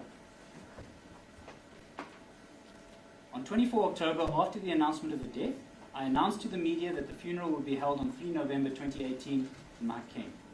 The applicant was aware of the funeral arrangement already at that stage. In light of the fact that the deceased was a native of the Northwest Province and had been celebrated in the province as such, the funeral has been categorized as a civic state funeral. We know, my lord,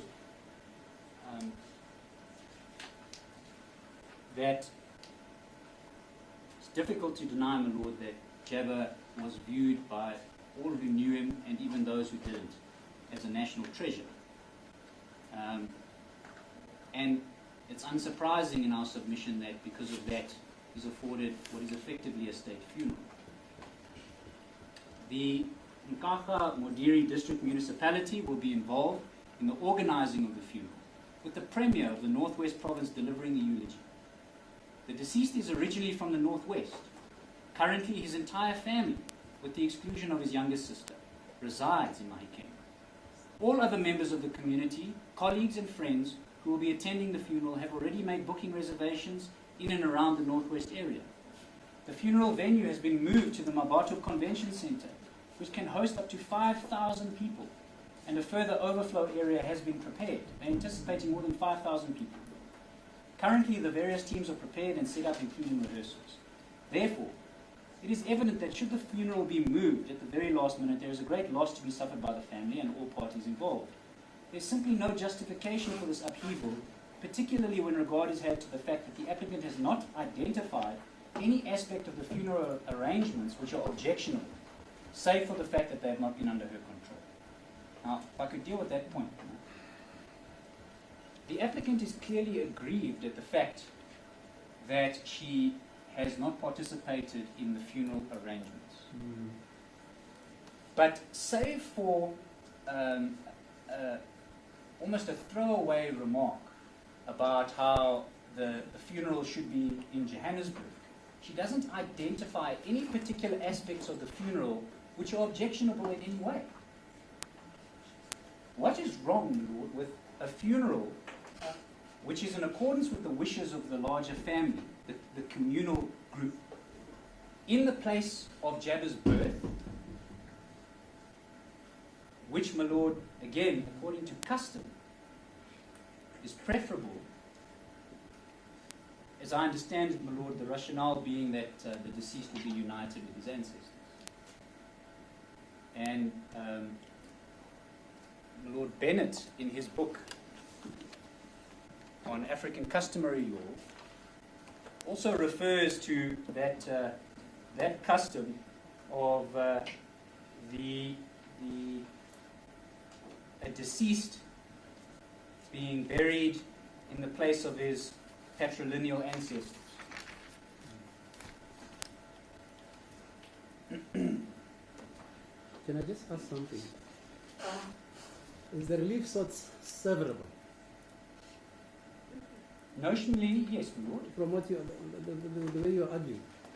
Notionally, my Lord. In other words, if your Lordship were, for example, inclined to grant the interdict, but not inclined to grant the declaration, yes, your Lordship could do that. Notionally, yes. Your Lordship could carve out, and your Lordship does have somewhat of a discretion to make an order which does justice between the parties. Even if it's not the order which is prayed for. But again, my Lord, this takes me again, my Lord, to what I said at the outset of my address. Yes. The Tambo family invites the applicant to attend the funeral. They don't wish to exclude her from the funeral, but they say, you've asked us to recognize you as his customary wife. We cannot do that. Let a court decide. But you can't cause the upheaval and indignity as a result of the interdict in our submission, my Lord, in the face of what is merely a bald claim to customary wife status.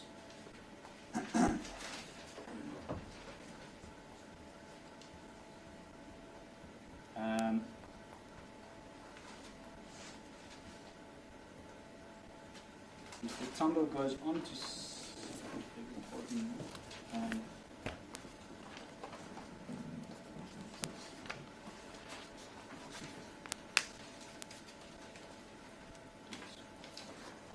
so we say, my Lord, that the applicant who bears the onus, in the face of a dispute of fact which your Lordship, with the greatest of respect, cannot resolve without cross-examination, cannot get the final relief which she seeks. And when we talk about the final relief, my Lord, that's not only limited to the declarator, but she seeks a final interdict as well. In order to be entitled to the final interdict, she would have to firstly, number one, prove that she is the customary wife, and number two, prove that being the customary wife gives her the right to the interdict. And I move to that. Does it follow? We say it doesn't follow. If you concede that the relief sought is severable, then having regards to the cases which are quoted by a learned colleague predicated on fairness and equity. And I think the fact that this gentleman who has died, I don't think it's in dispute, was a public figure. And the fact that funeral arrangements have been made, this is not disputed. And that they don't only include the family of the deceased, they include even, I don't know if it's disputed, they even include the provincial government. Well, it's not clear exactly whether it's municipal or It's both, but, it's both. but it seems to be According both to- on the allegations. We don't have knowledge, but we accept that, We that accept they're it. involved. It seems to be a civic funeral that they play. And what about the concept of the balance of convenience?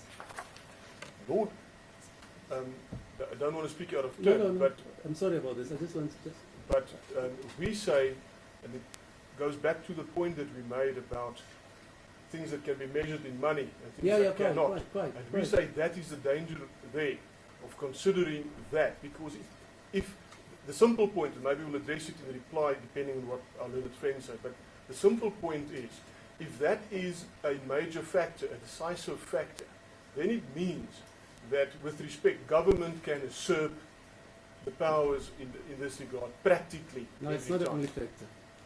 Of course not, my Lord, but what we're saying is it must not be taken out of proportion simply No, no, because quite. the public purse is No, involved. quite. Thank you, Lord. Sorry about that. But I think your Lordship is quite right. We would submit, my Lord, that in the interests of overarching fairness, your Lordship will take into account the question of the balance of convenience, even though that's more an issue which arises in an interim interdiction. Yes, I know. But nonetheless, we accept, my Lord, the recent Constitutional Court judgment, I can't remember the name, my Lord, handed down by Justice Matlanga, where he says, my Lord, that the courts should no longer shy away from fusing equity and law. Fairness is always an overarching principle now in our law, in our constitutional dispensation. So we say it's a resort to questions of balance of convenience is unavoidable. And here we have, it's not just about the money. No. It's the nation grieving what it views as a national treasure deserving of a state funeral to be attended by thousands of people in an aura of closure. And my Lord, in light of the invitation extended by the family to the applicant to attend the funeral, we say that the balance convenience must reside on the side of the Tambo family.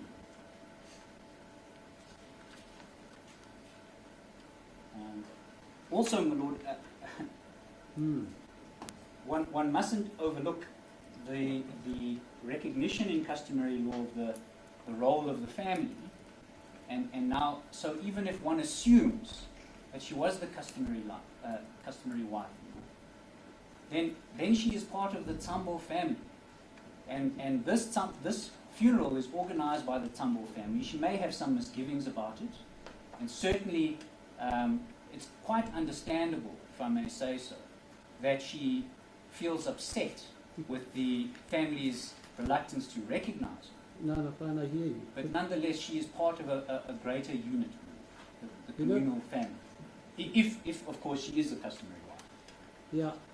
Remember I said there's a conflation of customary law, common law, and statutory law. Here's a silly example. I'm saying two people can conclude a customary law marriage. Two people, a man and a woman. They're both over 18. They both agree on an amount of lobola, symbolically, 5 rands or 50,000, which depending on their pockets, and then they celebrate that traditionally. Being two, with nobody else, can happen. But it most certainly can happen. That's the point. Yes. And statutorily, that can happen. Yes, my Lord. I accept wholeheartedly what your Lordship says. Yeah. The question is, was that what the No, parties no. intended? That's the I'll question. come into the problems we have with patriarchy. To say a woman belongs to the family of Mokgwacheng, just because the Mokgwachengs have taken out 50,000. Aye, ke Mokgwacheng motho. Ke ngwetse ko Mokgwacheng. Are you with me? Yes, my lord. That's why we have so many problems in this country. I'll make a ridiculous one. Look at the problem in Gwenya, what's that? In Natal, KwaZulu Natal. The trust, which is run by the king. Oh, yes. Yes.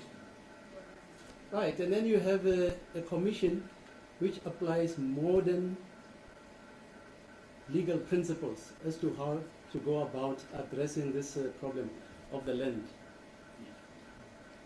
Same thing. Yes, and these tensions in Yes. society will form the subject matter of Right. the development of our jurisprudence Then you have for years. two people who are celebrities. And I'm saying celebrities because the applicant talks about her husband being a celebrity. They have already eschewed customary law. By cohabiting Yeah. amongst others. They live in Soweto, they live in the northern suburbs, as opposed to a person who lives in Kanana or Phokeng, where there are mud houses, there's no electricity, etc., etc. They have a holiday in Amsterdam. These are not typical customary law persons. Yes. They are citizens of the world. Yes, Shouldn't we take that into context also? we most certainly should. I adopt what your lordship says. But of course, Yeah. let me make myself plain. Yes. It is quite.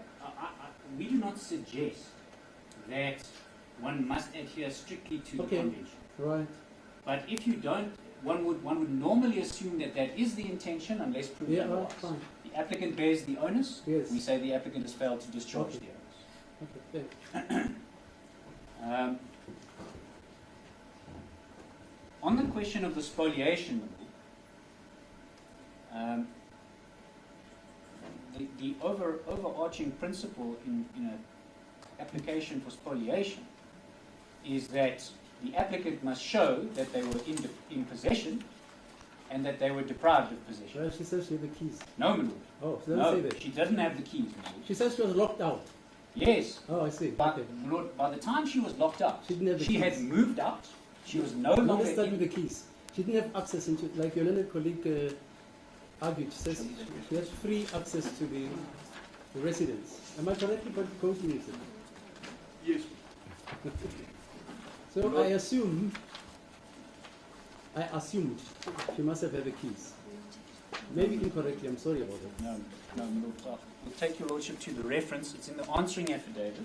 What does he say first about access? Does she say anything in a founding affidavit?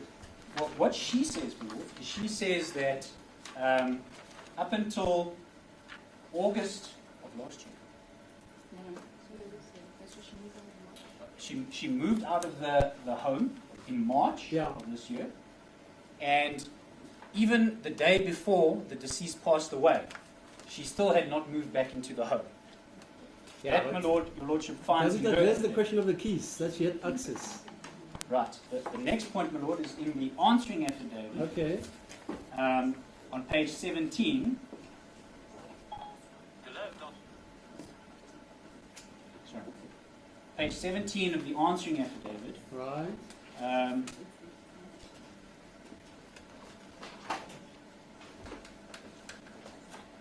At paragraph 47. Okay.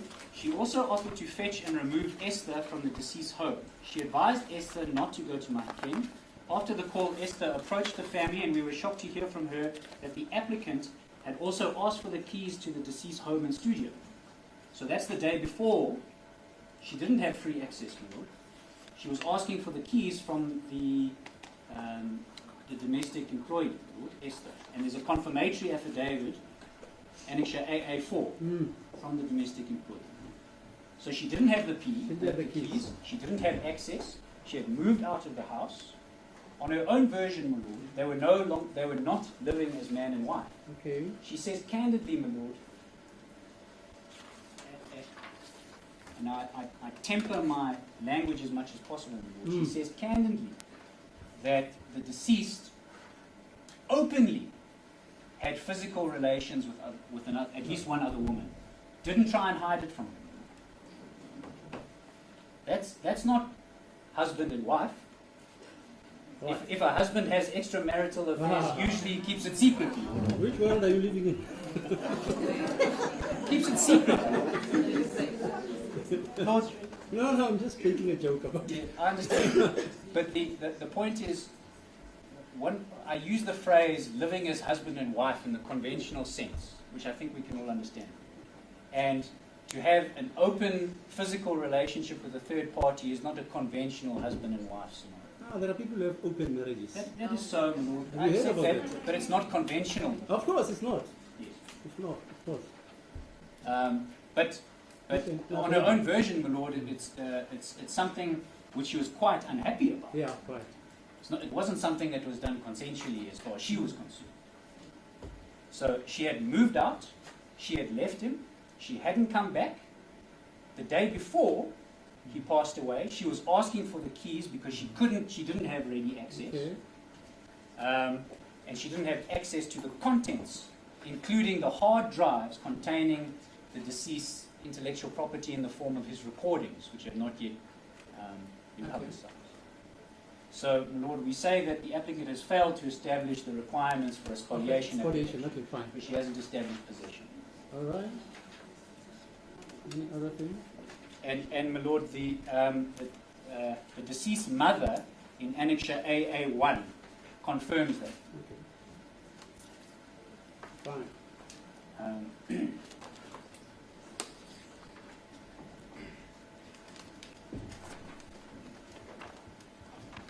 Lord, I'm mopping up. I'm just looking at my notes, Lord.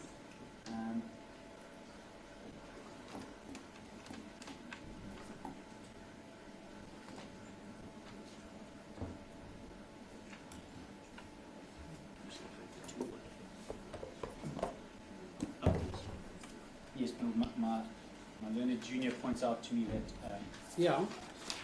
even if your lordship is minded to carve out the order, Yeah. then I think I've made the point quite clearly, my lord, that the declaration, your lordship with respect, cannot grant in the face of these disputes of fact. But the interdict, we say, in any event, my lord, which is a final interdict, your lordship also cannot grant because the requirements for the prerequisites have not been established. A clear right. Yeah, I've heard you. Yes. But why are you saying this declaratory order is beyond this court? Because according to you, it has to be referred to trial. Are you saying that? Well, my lord, we don't ask for a referral to trial. No, quite. Yeah, no. But we say. But I see that you're saying the disputes are so mutually destructive of each other that this court can't decide it Yes. on the papers. Yes. That's Why our not? submission. Well, because, my lord, how does your lordship would have to then decide that Money was paid, for instance. Do I need people to come with viva voce evidence to say that? Because it's admitted that money was paid, and according to you, the only outstanding issue was the handing over, according to you. Yes. That's it, one issue. Yes, my lord. But I that's can't a, decide that on the papers. correct, my lord. That's a pivotal issue. Yeah, It's fine. a pivotal issue. But can you imagine, my lord, if under cross-examination, one of the family members who was there on the day when the celebration took place after the lobola was agreed, under cross-examination concedes, well, we didn't actually have in mind that would be the handing over ceremony. Yeah, I That would be hear the you. end of the debate. You're correct, but then there are, as you know, divergent judgments about whether the handing over is a vital, ineluctably immutable requirement for the subsistence of a customary union. Trope says it's not. I can go on and on and on. Well, I'm just saying, yes, my lord. there's no settled law about it in South Africa. I hear your lordship. That's it. But then your lordship would need to hear from those who were involved in order to ascertain whether it was their intention to follow that custom or not. No, Because that is disputed. no, you're not hearing me. I'm saying if it is not a prerequisite, if it is not, does it matter? And I'm not prejudging anything. If the handing over is not a prerequisite, of the consummation of a customary union. Well, my lord, our submission is that Yeah, it is. our submission is that the handing over, loosely so called, is a prerequisite. Right, and your learned colleague says there was. And I'm saying if the law is not consistent regarding that aspect, there are judges who say it's not.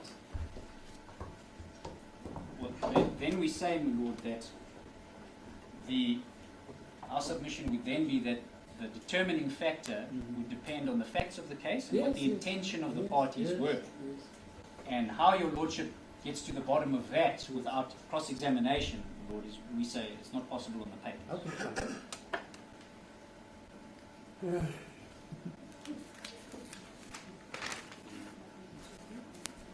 Yes. My learned junior makes a good point. In this case, it's common cause between the parties that the handing over is a requirement. The dispute between the parties is whether it happened. No. The parties can agree on the law, please. No, if the law is dependent on what the... No, just listen to me. You are saying in this case it's common cause that the parties have agreed that it is a requirement. If they are incorrect in terms of what I perceive to be the law or what the law is perceived to be, why should that determine this issue? It's, what we say is it's common cause that the parties intended that in order for them to be married, there would have to be a handing over. Yes. The dispute Maybe between a the parties. mistaken belief of the law. It happens every day. The dispute between the parties, my lord, is whether it in fact happened or not. That's it. That's fine.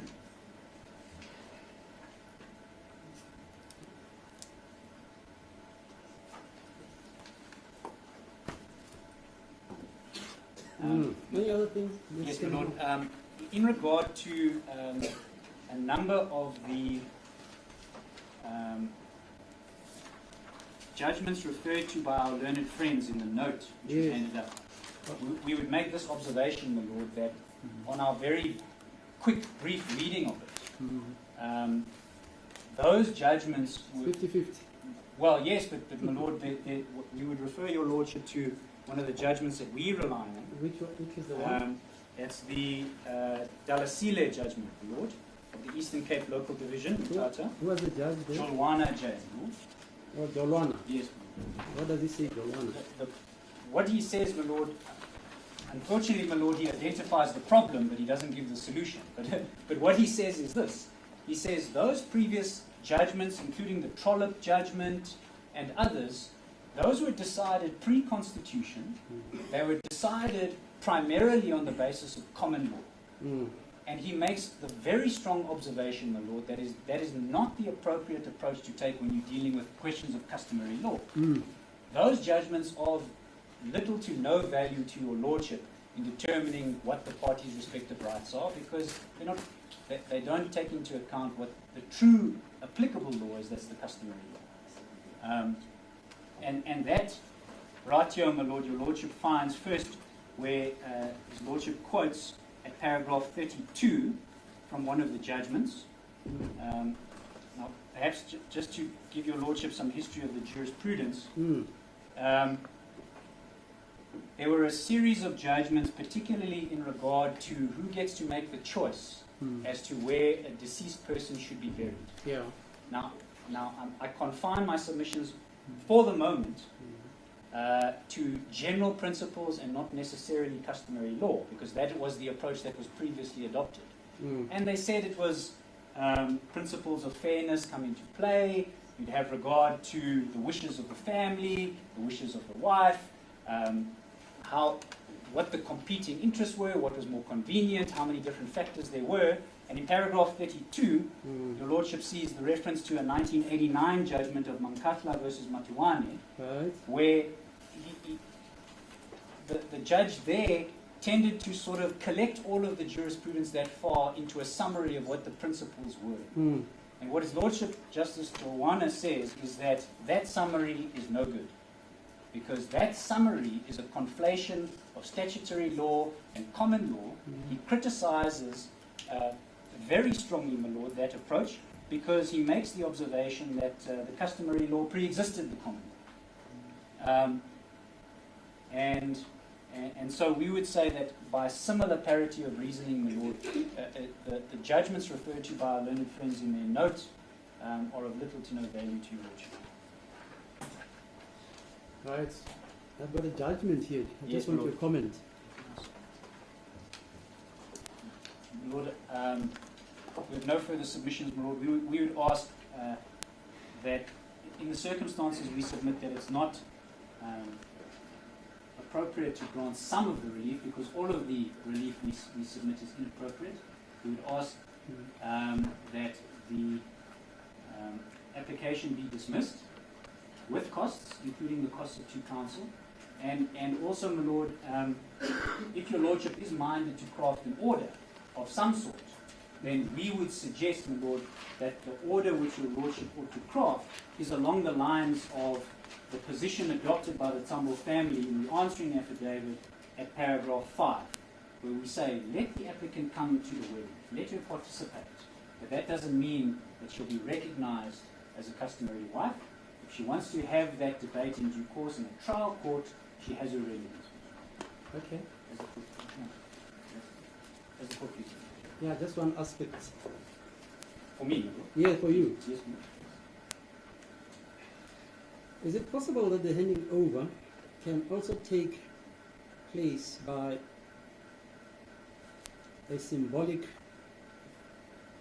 phenomenon or a URI local form? Are you with me? Yes. Is it possible? Because some experts say it's possible. I would submit that it is possible. Whether that happened is a different question. Okay, fine. Yes, sir. Any response? Thank you, Lord. Firstly, the criticism by the respondent's counsel that the applicants rely on old law is simply wrong. The Lord need only look at the index to the bundle that we've handed to my Lord, and the Lord will see. Is that this one? Yes, my Lord. What did they say in all this? Well, The the, Lord, virtue. the summary in the notes Yeah. really are borne out by these cases. And we put them all in there because in urgent court one knows how things are often Yeah. misrepresented, even though Yeah, inadvertently. yeah. The point we're making, my Lord, is Trollop is an old case, this, that, and the other. It's a red herring. The Lord does simply regard to when these cases that we rely on have been decided. 2008, 2012, 2007, 2012, 2009. Then there are older ones. And then 2009, 2014, 2005, 2014, 2018, 2016. There are, let's say there are how many decisions here? 20? Lord, we've included 19. 19. The point is, for instance, our learned friends pointed out that Heath J's summary has been criticized. Yes, there's been conflation with not understanding what the customary law is because a common law pair of glasses had been worn. We agree with that. The fact is the principles that we held to the law are borne out by very recent decisions. And unfortunately the respondent is unable to get past that point. The further point is there was a reluctant concession regarding what the handing over, and I use the term loosely, entails. With respect, my Lord, we've pointed out the cases that can be symbolic. One must simply know that the families had meant for that union to take place. And it is not as simple as to say that the parties are in agreement that it had to take place, the dispute is whether it had or had not taken place. If we look at what the applicant says, page 22 of the papers, her founding affidavit, paragraph 5.15. And perhaps just to remind the Lord, I won't take the Lord through all the paragraphs here, but we start at 5.12 at page 20, just because I will deal with 2 points in one. Page 20, paragraph 5.12. After the negotiations were concluded, and this is the sequence of events that is the focus of our point, insisted that the agreements must be reduced to writing. Now, remember, my Lord, this is an insistence for recall from the applicant's mother's side, because she realizes that sometimes there are problems. The matter then moves on to, if the Lord follows the paragraphs, by 5.13, prior to the signing, the bank card was asked. 5.14, the bulk of the lobola was paid. In fact, more than the initial amount stipulated in the written document. We see that he's actually paid more immediately. And then in 5.15, we have, upon Jabba's return to my mother's home. So this is now after the money had been paid, just after that. I noticed that he had changed his clothing to formal clothing. And I furthermore noticed Jabba's aunts, by the names of Nomvula and Minki, emerging from outside the house with a covered outfit on the clothing hanger. They requested me to accompany them to one of the bedrooms. When they revealed the outfit on the clothing hanger, they informed me that it was my wedding dress and proceeded to dress me. When I emerged from the bedroom, I noticed that my wedding dress matched Jabba's outfit, and then realized that not only had the lobola negotiation been concluded, but Jabba had planned a wedding ceremony on the same day. Jabba's two aunts introduced me to all the witnesses present as Jabba's wife and welcomed me to the Tsambu family. And then she continues with the congratulations, and we get to the video that we dealt with earlier. And my Lord, with respect, the point is there is an acceptance of this person, these two individuals as husband and wife. That is the requirement, and it speaks to the point that the Lord made with respect about context, who these two people are, citizens of the world. It's important to Jabba to adhere to his custom. But that's not a fixed point. We've already established that. So it's important for him that the family is satisfied that this happened the right way. His aunts introduce her. It's not about a presentation in the substantially more conservative manner, which has a patriarchy behind it, and as the Lord pointed out, that aspect has to shift, and our Constitution acknowledges that. This whole event is glibly denied. It's simply denied. It simply says, no, the negotiations were successful, and that's why we celebrated. So there's no real dispute or fact on this event. There's no explanation why they changed their outfits, or that just never happened. We don't hear from these two aunts. A bare denial with respect, my Lord. That's all the Lord had. You know, Nana, this is an aside to show that African customs are flexible. Yes, Africans will tell you that when negotiations are going to occur, where the family of the men go and negotiate with the family of the husband, of the intended wife. The man is not there. He's never there. You can ask anybody who's an African. He's not there. And then the intended wife is only seen for identification purposes by the family of the future husband to say, indeed, she is the one who have come to ask for her hand in marriage. The man is never there. Nobody can dispute that if he's an African. And you know, the man will be told that the negotiations were successful. This is what we have been charged. Initially it was cattle, but nobody carries cattle around, and sheep and goat. Now we carry money. And that this was what was agreed. But you see here, Jabba is there, the late Jabba is there. This lady, the applicant, is there. He participates by being there. Normally you just identify the future Makoti, the future wife in traditional African society, that she's the one. Then she gets out and leaves the two families to negotiate. So this is the point that Schroppe makes. that African culture is dynamic. It's no longer what it was. We, with respect, fully agrees with that. It's not me saying that, it's other judges. Of course, and that's why we sought to just remind the Lord of that line of cases, and that's why we pointed Judge Slope's judgment out to my Lord, because that is the very point with respect. Okay. Is that it? My Lord, one or two brief other points, just on this dispute.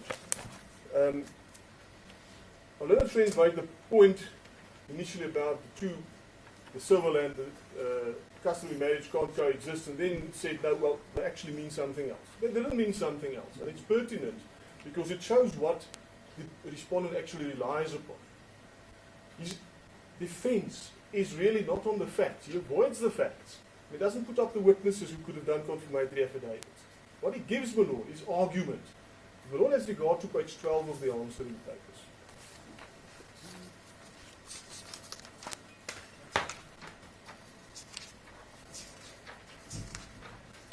Paragraph 31.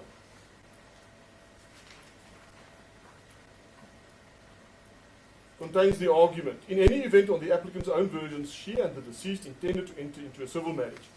This excludes the possibility of a customary marriage. The two cannot coexist. It's very much his defense. My learned friend had, of course, to backtrack because legally his contention was unsustainable. We appreciate that. But the fact is, that's the respondent's case. He argues that he has a defense, and we know that is wrong. The preceding paragraph, paragraph 30, bears out a similar attitude. The argument, paragraph 30, my Lord, the preceding paragraph. Okay. He argues that the written document anticipated that something will happen later. And the Lord, of course, correctly pointed out to my learned friend that that's argument on the interpretation. But here's the important point to complete the matter. The applicant sets out the sequence of events that we've just taken the Lord through now, as to how that written instrument had been overtaken by events. Now those events are not dealt with. It's given a bare denial. Okay. And the Lord,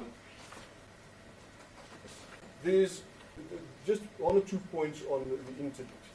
The allegation was made, or the argument was submitted, that the applicant just makes a throwaway line of the fact that Jabba had wanted to be at his burial in Johannesburg. With respect, that's not true. She deals with that and the fact that he didn't want to have an extravagant, high profile and even politicized a funeral in almost a page worth of text in an urgent application. So there's more to it than just a throwaway line, in the greatest of respect. Another point that perhaps briefly requires comment and reply. The argument is made, and it speaks to the balance, that, well, we've invited the applicant to the funeral. With respect, that bears out the problem. Why would she, as the wife, have to be invited to her late husband's funeral? That is the disrespect that is at the center of this matter. The applicants have, or the respondents have argued that they've suffered trauma with this death, and now they have this indignity of the burial not proceeding tomorrow if the applicant succeeds. The implicit statement behind those submissions is that, well, the applicant has not suffered trauma. Yet she's the one who stood with him, tried to get him through his addiction. She sets out in 3-4 pages how she assisted him, how she made sure that both families met, how there was consistent effort. Those detailed events identifying people who were in attendance are met by the respondent with, never happened, he never had a problem. And that's what he says on the point. With respect, that's not playing open cards with the Lord, and that's not a proper version that the Lord can deal with. The indignity of having to be invited to attend a funeral that she's not at which she's not acknowledged as his wife, and which is done in almost every way contrary to his wishes, is the very problem that led us to be before my Lord today with respect. And then, lastly, my Lord, we agree with the concept that there's a severability. We persist with the relief as it is formulated. Okay. But of course, our learned friends have considered correctly what the status of the law is. And that the Lord will do the just and equitable, or follow the just and equitable approach, and give the lesser form of relief in terms of the final elements being decided later, with an interdict being granted in the meantime to resolve that. And with respect, my Lord, if my Lord is not satisfied with the aspects around the customary marriage, then only then, with respect, we submit that the Lord should follow the path of interdicting the funeral and putting that on hold pending a proper decision on the status of the marriage. And then the last point on the separate issue of discrimination. The argument is faintly made on the one point. She asked to be let into the house. But what the respondents do not put before me is the sequence of events. Because by this time, she's already testified in the affidavit. By this time, she's already been refused entry more than once. Of course, she will ask someone to let her in those circumstances. And in her replying affidavit, and that's the principal reason why we needed that, she expressly states, I had keys, I had free access. And that, my Lord, will find, just for reference perhaps, in paragraph, and I had it available and now I've mislaid that up. In paragraph 19 of the replying affidavit. Okay. Anything else?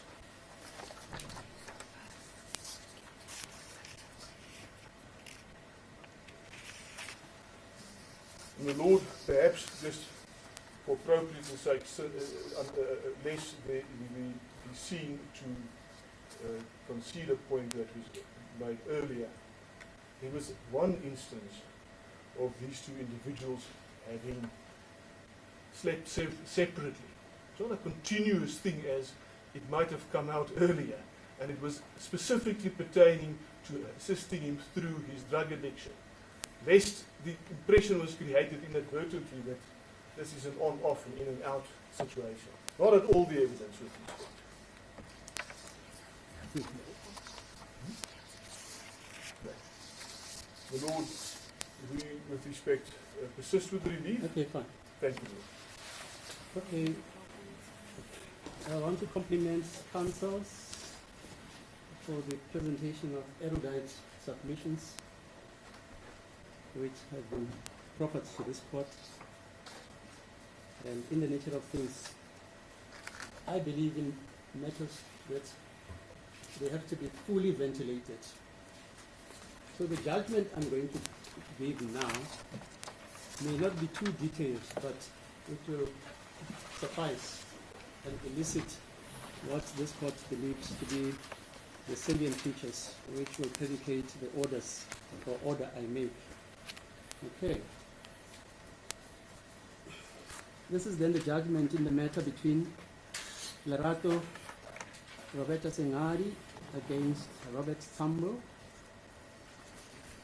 It is an application which was launched on an urgent basis by the applicant,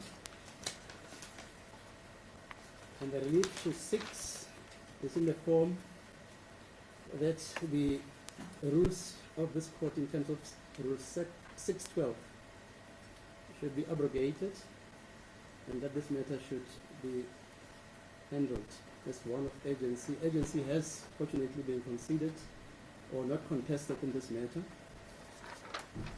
The primary declaratory order sought by the applicant is that this court should declare that the customary marriage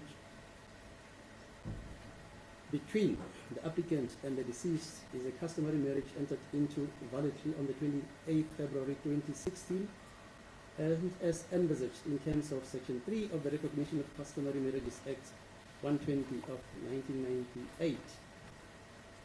3. That the applicant be declared to be the lawful customary wife of the deceased, Jabulani Tambo, who died on the 23rd October 2018.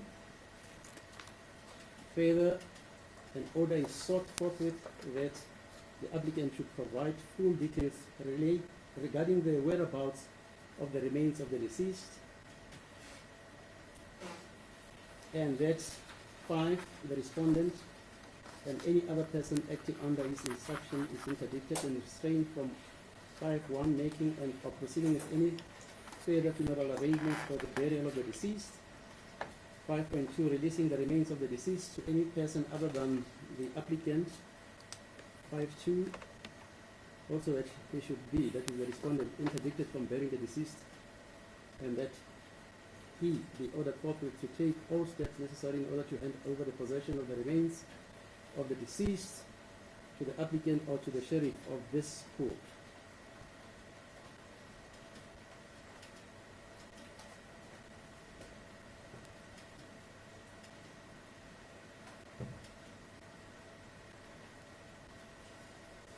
Yeah.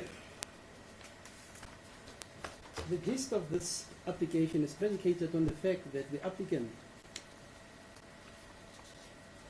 contends that he and the deceased concluded a customary law marriage on the 28th of February 2016 as envisaged in terms of Section 3 of the Recognition of Customary Marriages Act 120 of 1998.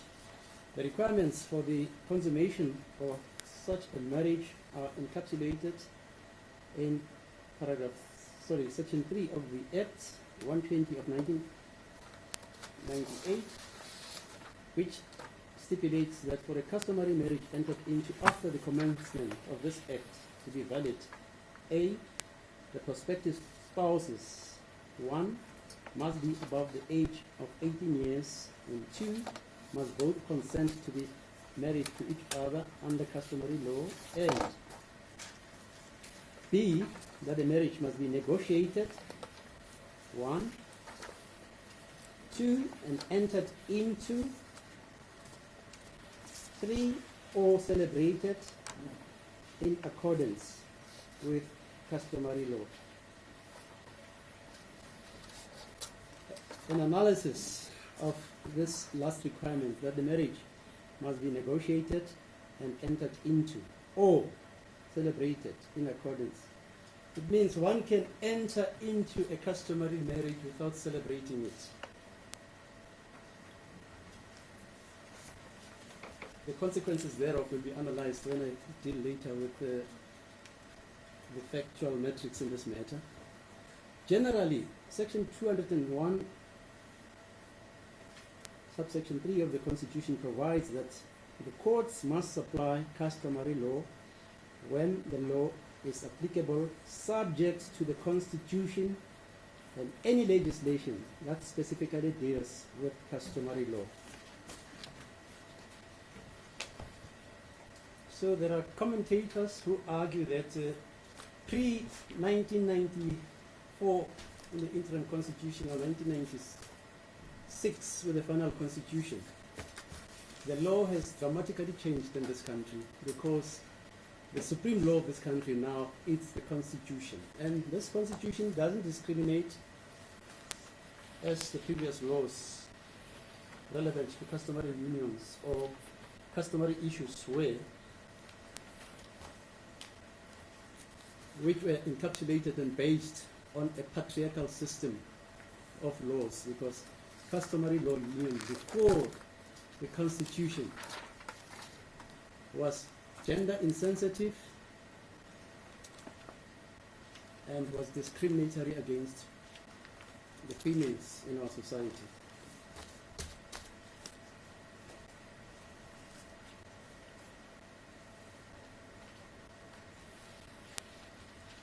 The applicant contends that they had a brief sojourn in Amsterdam, Holland, on a holiday, and that she was surprised by the deceased when he proposed to her. And the proposal was a proposal of marriage. And she further says that because the deceased believed in upholding his African culture and values, that's why they entered firstly into a customary law marriage.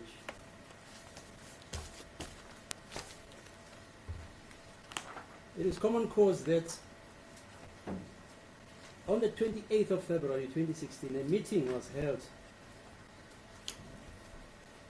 at the Dube, at the family house of the applicant, where lobola negotiations between the Sengadi and Sambo families occurred. Of course, this was preceded by an invitation, which is dated the 20th of January 2016, which was written by Mr. Tutu Mokhatle, who categorizes himself as an uncle to Jabulani, that is the deceased, where he states, having written a letter to Mrs. A. Sengadi of 1020 Sandile Street, Dube, Soweto, that, dear Madam, the Tambo and Mokhatle families kindly request to meet the family of Sengadi to discuss the union of our son, Jabulani, and your daughter, Lerato Sengadi.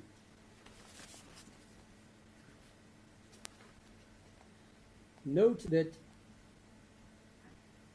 he predicates the discussions as encompassing the union of our son, Jabulani Tambo, and your daughter.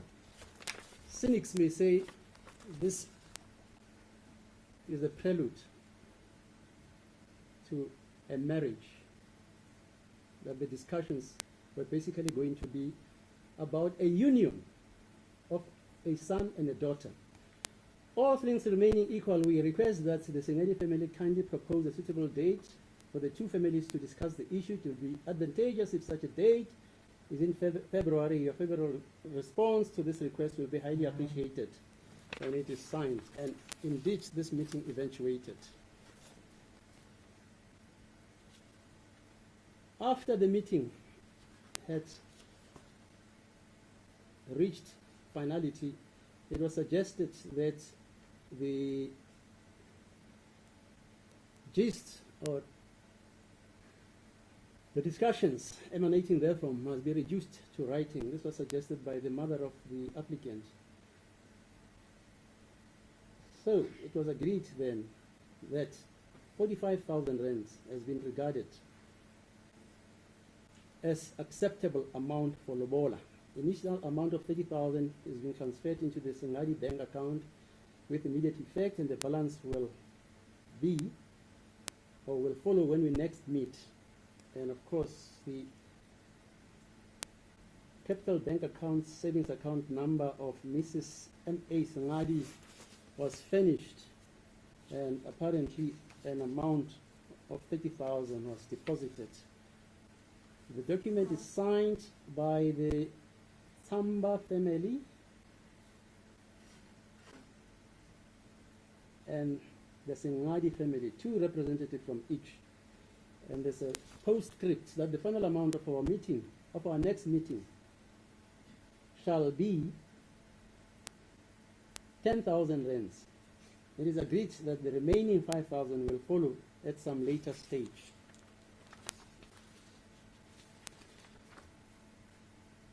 The applicant contends that after this ceremony, which on the face of it was relating to the negotiation of lobola,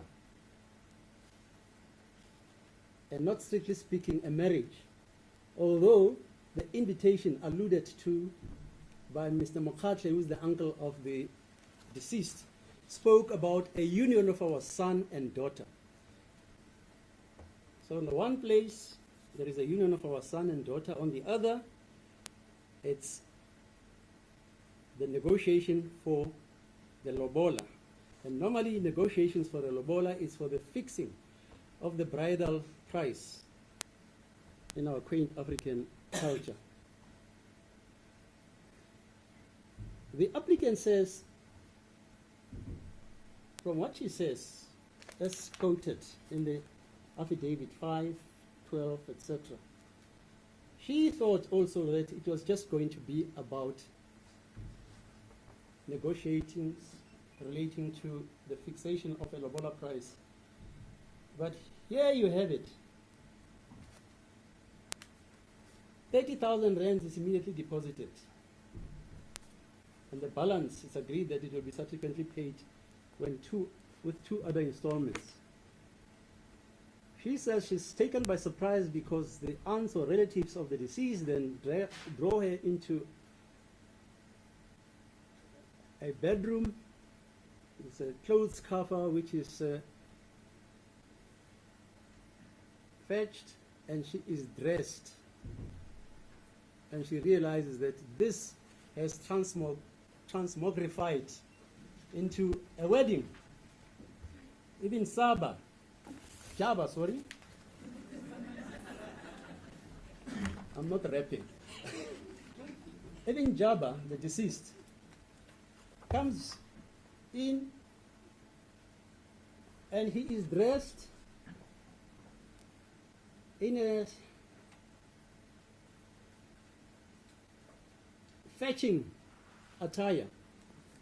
There are the photos.